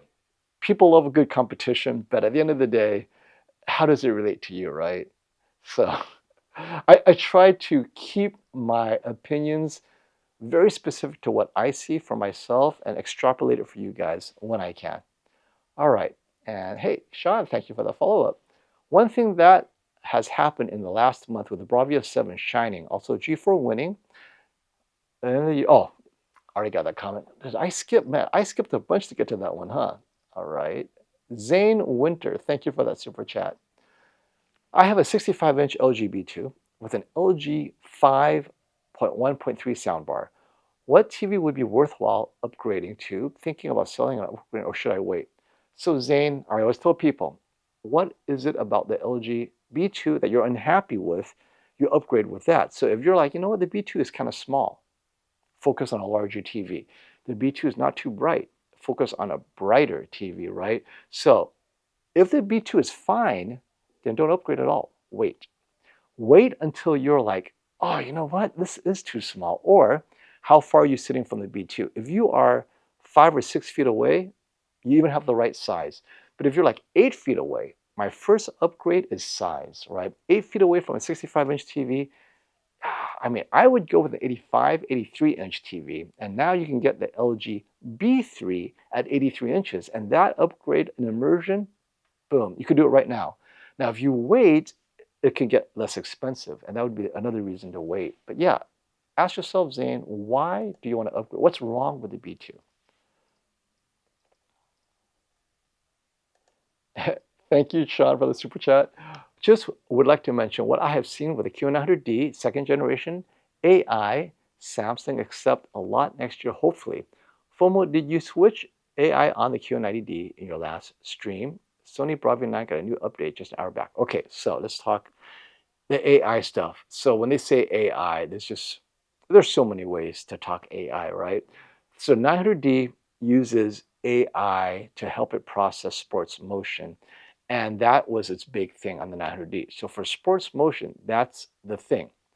And we'll see next year what Samsung does with AI. I hope they apply it to image quality across all content, not just sports motion. And did I switch AI on the QN90D? No, I did not switch AI on the QN90D in my last stream. However, I will experiment with it, so we'll see what it does. And Sony Bravia 9 got a new update just an hour back. Oh, good. I will update my Bravia 9 and 7 because I updated the November update a week ago. Or yeah, last week I updated after my 7 versus 9 review where people were complaining, oh, I need to reset to factory default the 9 to make sure it has a chance. Then, because it was calibrated and some were afraid that may have affected my comparison, they got a firmware update right after that. So I updated them. I reset both TVs to their default settings. And ultimately, the 9, we discovered that if you took gamma to +2, then it addressed the slightly dark low luminance levels and it matched the 7 perfectly. So, but I don't think it was the firmware update that did that. But yeah, I will definitely check for updates after the show. And then, hi to Brian. Has the G4 gotten an upgrade because in 2 months from doing poorly in a shootout to winning an HDTV test is commendable? Fomo, why such a difference in both shootout? Frankly, it only causes harm. I think it's just like reviews, right? I think this is a great way of addressing reviews in general. It's not just a shootout. If you notice different reviewers, right? We all have a different take on a TV because some, like, one of the popular ones is ratings, right? Ratings. I don't always agree with them, but we have some core agreements with certain models.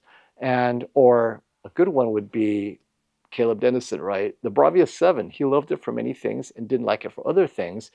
Whereas I liked it for a lot of things, and the stuff that he didn't like, I didn't think was as big of a deal, right? So even among reviewers, we each have our preferences and our personalities and how we watch and the content we watch. So we're going to disagree. And I think that could also apply to how these shootouts are set up and judged. So the best thing to do is watch them all to a certain degree, and then you get a meta feel for which reviewers are in alignment with what you watch, right?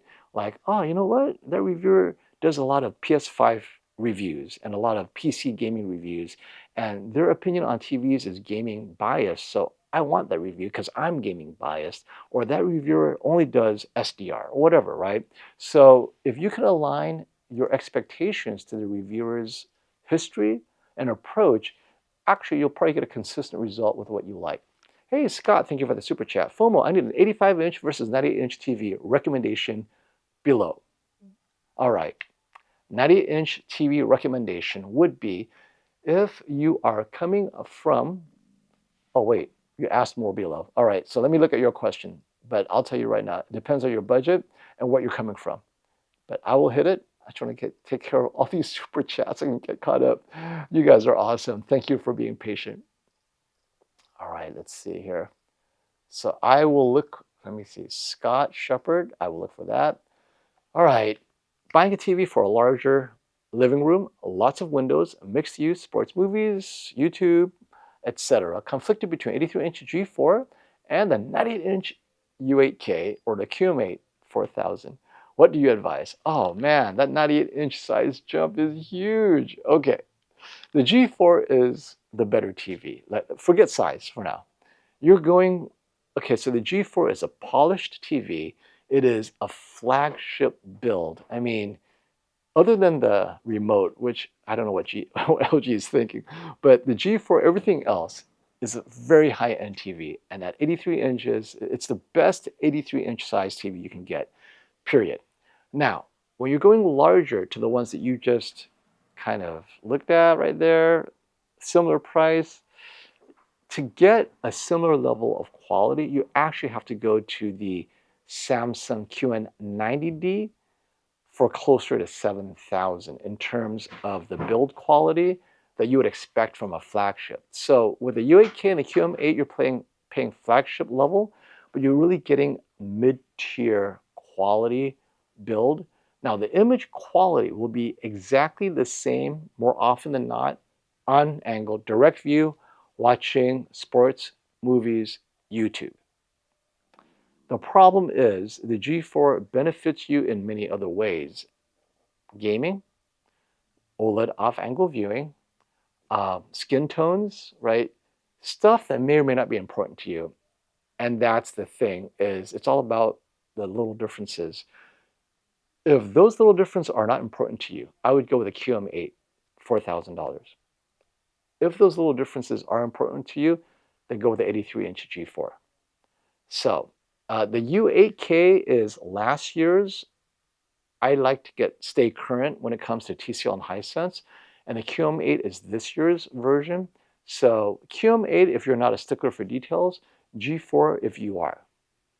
Yeah, hopefully that helps. Racehead. Thank you for that. We got a Bravia 8 55-inch for about $200. $1,200. Is this a good price versus the C4? And will you get better Dolby Vision brightness to an Apple TV? More Dolby Vision. So let's get to your first question. $1,200 is a good price for the 55-inch Bravia 8. Now, between the 8 and the C4, they're very similar. It's really between Sony color and C4 in their approach. Either one is fine. I think if you've had Sony TVs before, get the Bravia 8. Be happy. You're okay with that. The C4, some may say, arguably has better this, that, and the other. But if that's not important to you, Dolby Vision, though, if you do watch Dolby Vision, the C4 technically should have more accurate Dolby Vision, but neither of them are bright. And it's not important as far as HDR brightness and Dolby Vision. C4 and Bravia 8, their brightnesses are very similar. It's not a huge difference, although C4 Dolby Vision is slightly more accurate. But then out of the box, Bravia 8, people like the way it pops with the skin tones and whatnot. So I think you're fine. Don't second guess yourself. You got the Bravia 8. If it looks good to you, nothing wrong there. And the benefit of the Bravia 8, I have to add, is if you plan to get a quad soundbar system from Sony, it matches better to the Bravia 8 because the Bravia 8 can serve as a center channel sync. So you avoid any phantom channel issues when the center channel, if you're like sitting to the left or to the right, you don't get localization. So yeah, the Bravia 8 I think is a good TV. Mena Cordero, thank you for the super chat. I'd like to replace my 85-inch QN8A for something better, same size or bigger, 90 to 100-inch. My budget is $4,000. Darkroom, no gaming, only streaming, over-the-air football, soccer, 4K Blu-ray. Okay. I would, for $4,000, the QN8A is a really good TV. It's bright. So I cannot get dimmer for you. I would love to go with the QN90D, but that's $7,000 right now at the 90-inch size. So, let me look at my price. Yeah, they're $4,000. I don't want to suggest the QM8 at $4,000 because although it is going to be brighter than the QN8A, it's going to have better HDR tone mapping, all that stuff. But I like Tizen better than how TCL. I like Tizen and their TV settings better than how TCL and Google TV does their TV settings. I say, wait, your TV's still working? I want to see where the QN90D ends up being. I think it will be at $4,000 by this time next year. If you can wait another year, get the 98-inch QN90D that will be dropping next Black Friday. I think it should be close to $4,000 because your TV is still working. Don't rush into the TCL QM8. That would be, I think, the experience might be a drop down. Even though it's larger, I appreciate what Samsung has done with Tizen a bit more. So yeah, be patient, my friend. And Yes Machine, thank you for the super chat. I'm going to have to look for your question too. And I know it's there somewhere. Hey, A7, thank you for the super chat. I'm between a C4 and an S90, S95D for gaming and watching TV. Keep in mind, QD-OLED not available.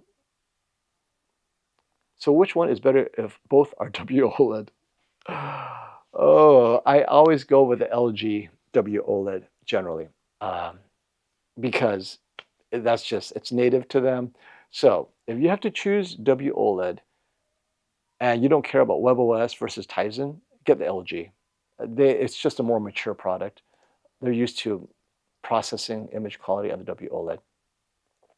All right, let me jump real quick to the questions where there were super chats, and just trying to see if I could find some of your questions here.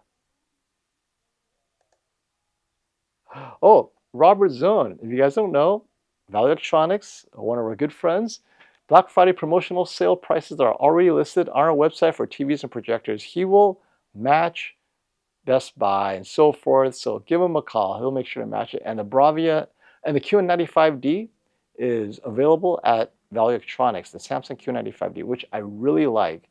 You cannot get it anywhere else but custom installers like Value Electronics. So if you want the Samsung Q95D, definitely give them a call, and of course the Bravia 9. And the best part is bundled deals and a 5% store credit to get the quad. You got to get the Sony quad. Thanks, Robert, for dropping by. All right.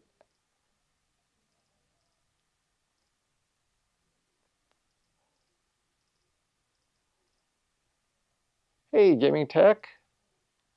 Trying to scroll up to find some of these questions I may have missed earlier, and I apologize. You guys are awesome for being patient with me.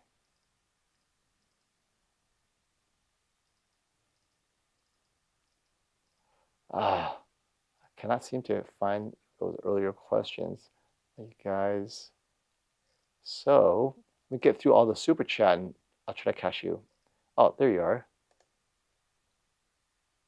Best and second best 100-inch TV for movies and streaming.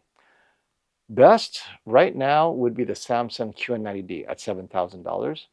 I don't know if you get the QN90D in Mexico, ES machine, but the Samsung QN90D is going to be phenomenal. And of course, TCL's 110-inch is even crazier. But so that would be movie streaming, TCL 115-inch, if you can get that there. 115, yeah. The TCL 115-inch is right now the best large, but at the 98-inch, 100-inch size, it would have to be the Samsung QN90D for overall image quality, HDR, and all that good stuff. And second to that, I'd say TCL QM7 98-inch would be a great option, as well as the LG QNED 89T. So assuming price is no object, I really like the LG QNED 89T 98-inch. That's also a very good TV at that size.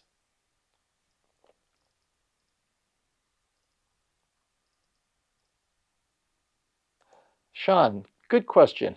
I know Sean wants the best shootout we can get. Fomo, can't there be a rotating stand which can handle 2 TVs at a time? When we watch sports, we can shift to LCD, and with movies, we can shift to QD-OLED. Unless this happens, I can't buy an OLED because too much sports. That is an interesting. That's an interesting solution to a problem few people have, because they only can buy one TV. But as you said, buying 2 TVs solves your problem, right? One for sports, one for movies. I think that's why people have the home theater room that's dedicated for movies, and then sports in a completely other room that's bright and crazy lighting. But yeah, that'd be interesting. How big does your room have to be to flip 85-inch TV on a rotating stand? Oh, that is very creative, Sean. I love it. All right, before you go to sleep, thank you, Sean, for hanging out. One thing I have seen, Bravia 9 is the processor. Not the 8K was not good, it was sharper, but there is slight extra in Sony making it naturally clearer.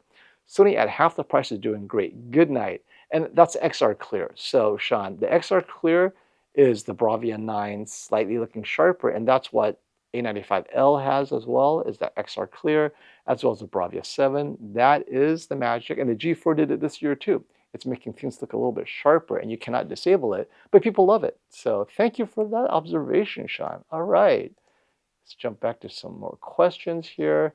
And if I missed it, just ask again. I know I'm going to get to it. Hi, Fomo. What are the highlighted ones? Are they your top picks? They are my top deals. Both, so everything on this list is a top pick, right? These are the TVs I think are better than the competition for the same price. And the highlighted ones is what I believe is the lowest price you're going to find even on Black Friday. I believe these are the Black Friday prices. And so if you get at this price, it's a really good deal. And yeah, that's it. That's what the highlight means. And if it's not highlighted, I think you can get even lower. So that's the difference. Is the B4 price from Best Buy worth it?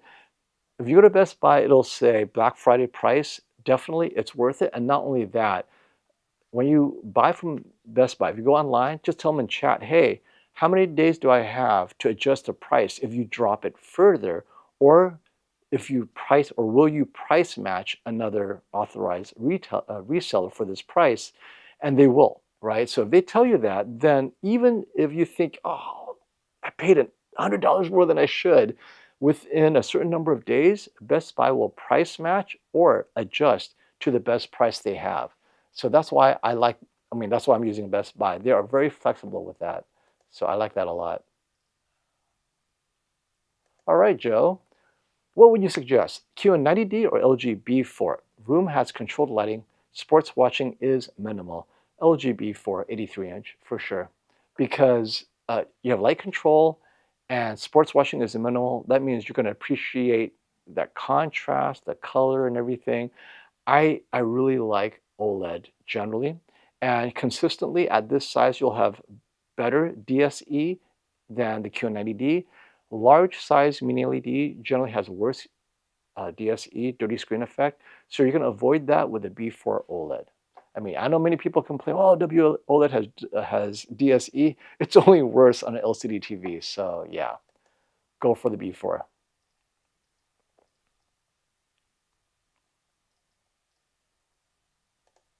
You should be able to get the LG B4 less than that. And that's key, Michael. Any of you, if you find an LG B4 for less at any authorized retailer, go to Best Buy, because I like Best Buy's return policy. That's why I use them. And say, hey, can you match this? And then, give them the link, and then in chat, they'll double check, and boom, they'll give you the price right there in chat. So for sure, use Best Buy's price matching policy for that. The A80L also has XR clear. Yes, that's right. That's why it did so well too last year. Thank you for that reminder. Michael, it's hard to recommend the G4 of 5,000 when the B4 is 2,500. Like we said, right? If you don't use the G4 for what it's designed in terms of that extra brightness or whatever, it's a waste. And, oh, you know what? I think I have to go for lunch soon. I forgot. I've been here, almost 2 hours. We're going to wrap it up soon, guys.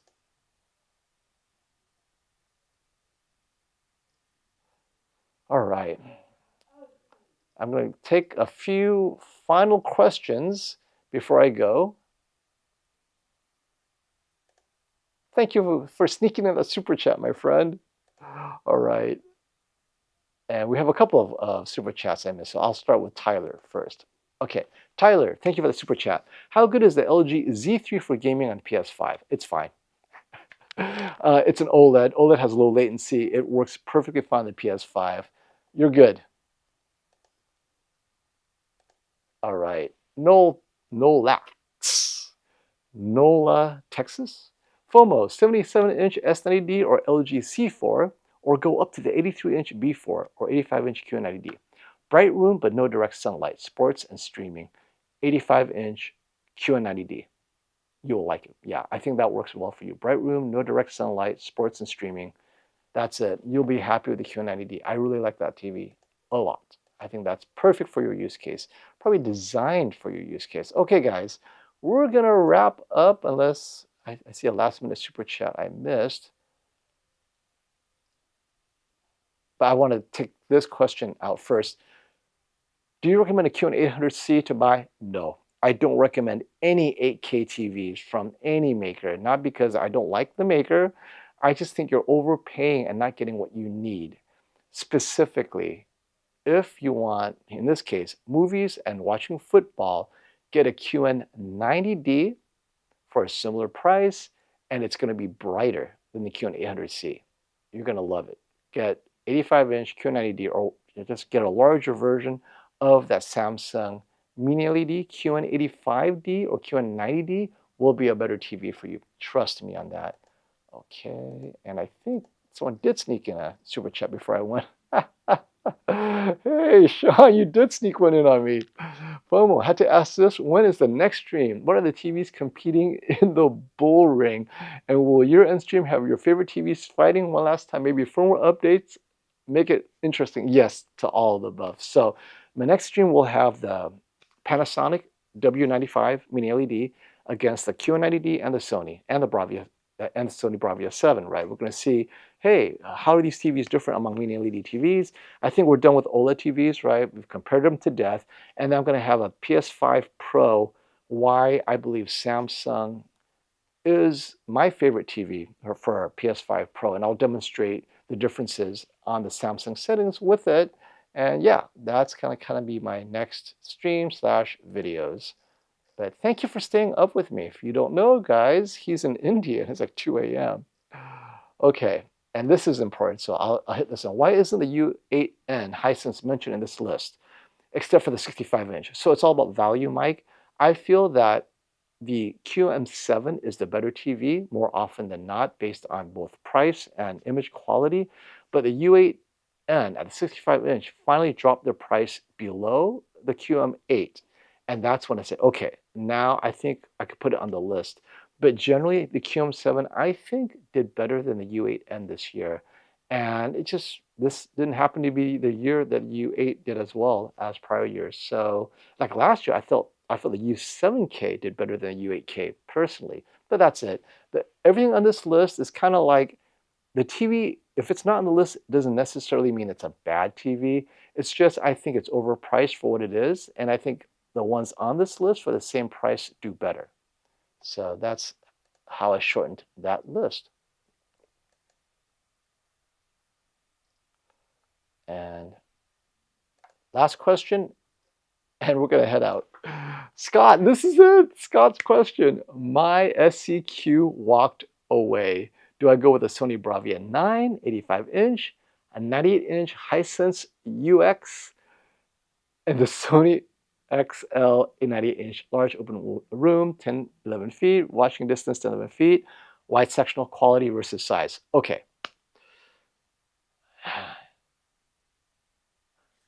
I have the Sony X90L 98-inch. So we had it installed at my best friend's house. And I also spent a lot of time with it at M-Wave. So I really know the X90L 98-inch very well. It is a phenomenal TV for movies, and it does it perfectly. However, in a bright room, it will not get as bright as the Bravia 9 85-inch. The 98-inch Hisense UX is not out yet, though.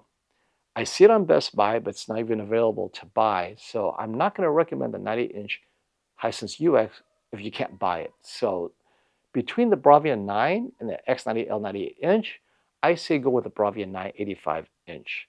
Now, the quality difference is so much, in my opinion, because the next X90L, the brightness, the Bravia 9 is such a good TV. This is such a hard question for me. This is a good one, Scott.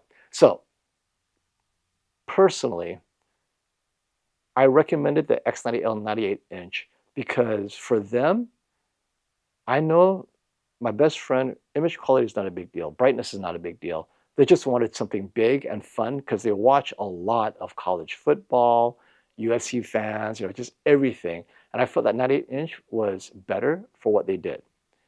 Personally, for me, as an enthusiast, I would go with the Bravia 9 85-inch, even given your situation, because I really appreciate that Bravia 9. And this is one of the few times where I think the image quality difference might make a difference. However, my significant other, she would probably tell me to get the 98-inch X90L. So Scott, if it's mostly your family watching, get the X90L, 98-inch. If it's mostly you watching, you might choose the Bravia 9. So how about that? I'm going to push it back onto you. And then we're going to, oh, another super chat. So we'll wrap it up with this last super chat. Slava Gabasi, thank you. Have you seen some of Philips OLED? No, this is a question that I cannot answer. We do not get Philips OLEDs in the USA, but I can tell you generally, if it's an OLED TV, it's a good TV in terms of image quality. And the U8K is one of my least liked Hisense flagship TVs. I would say get the Philips OLED over the U8K. Only because I thought TCL did a lot better than Hisense last year at that price point. Okay, we're going to wrap this up. Thank you everyone for showing up. Ran 2 hours. You guys are awesome. And unfortunately, I have not reviewed any TVs in the 40-inch size, but I'll recommend the LG C4 42-inch OLED. How about that? That will blow away any other TV. U8N or U9N. I like the U9N more than the U8N because it's just larger, 75-inch, brighter for what I use. I think it's better. However, is it worth that premium? I don't have the U8N to compare it side by side. And with that, thank you, my friends. We're going to wrap up, and I'll see you next time.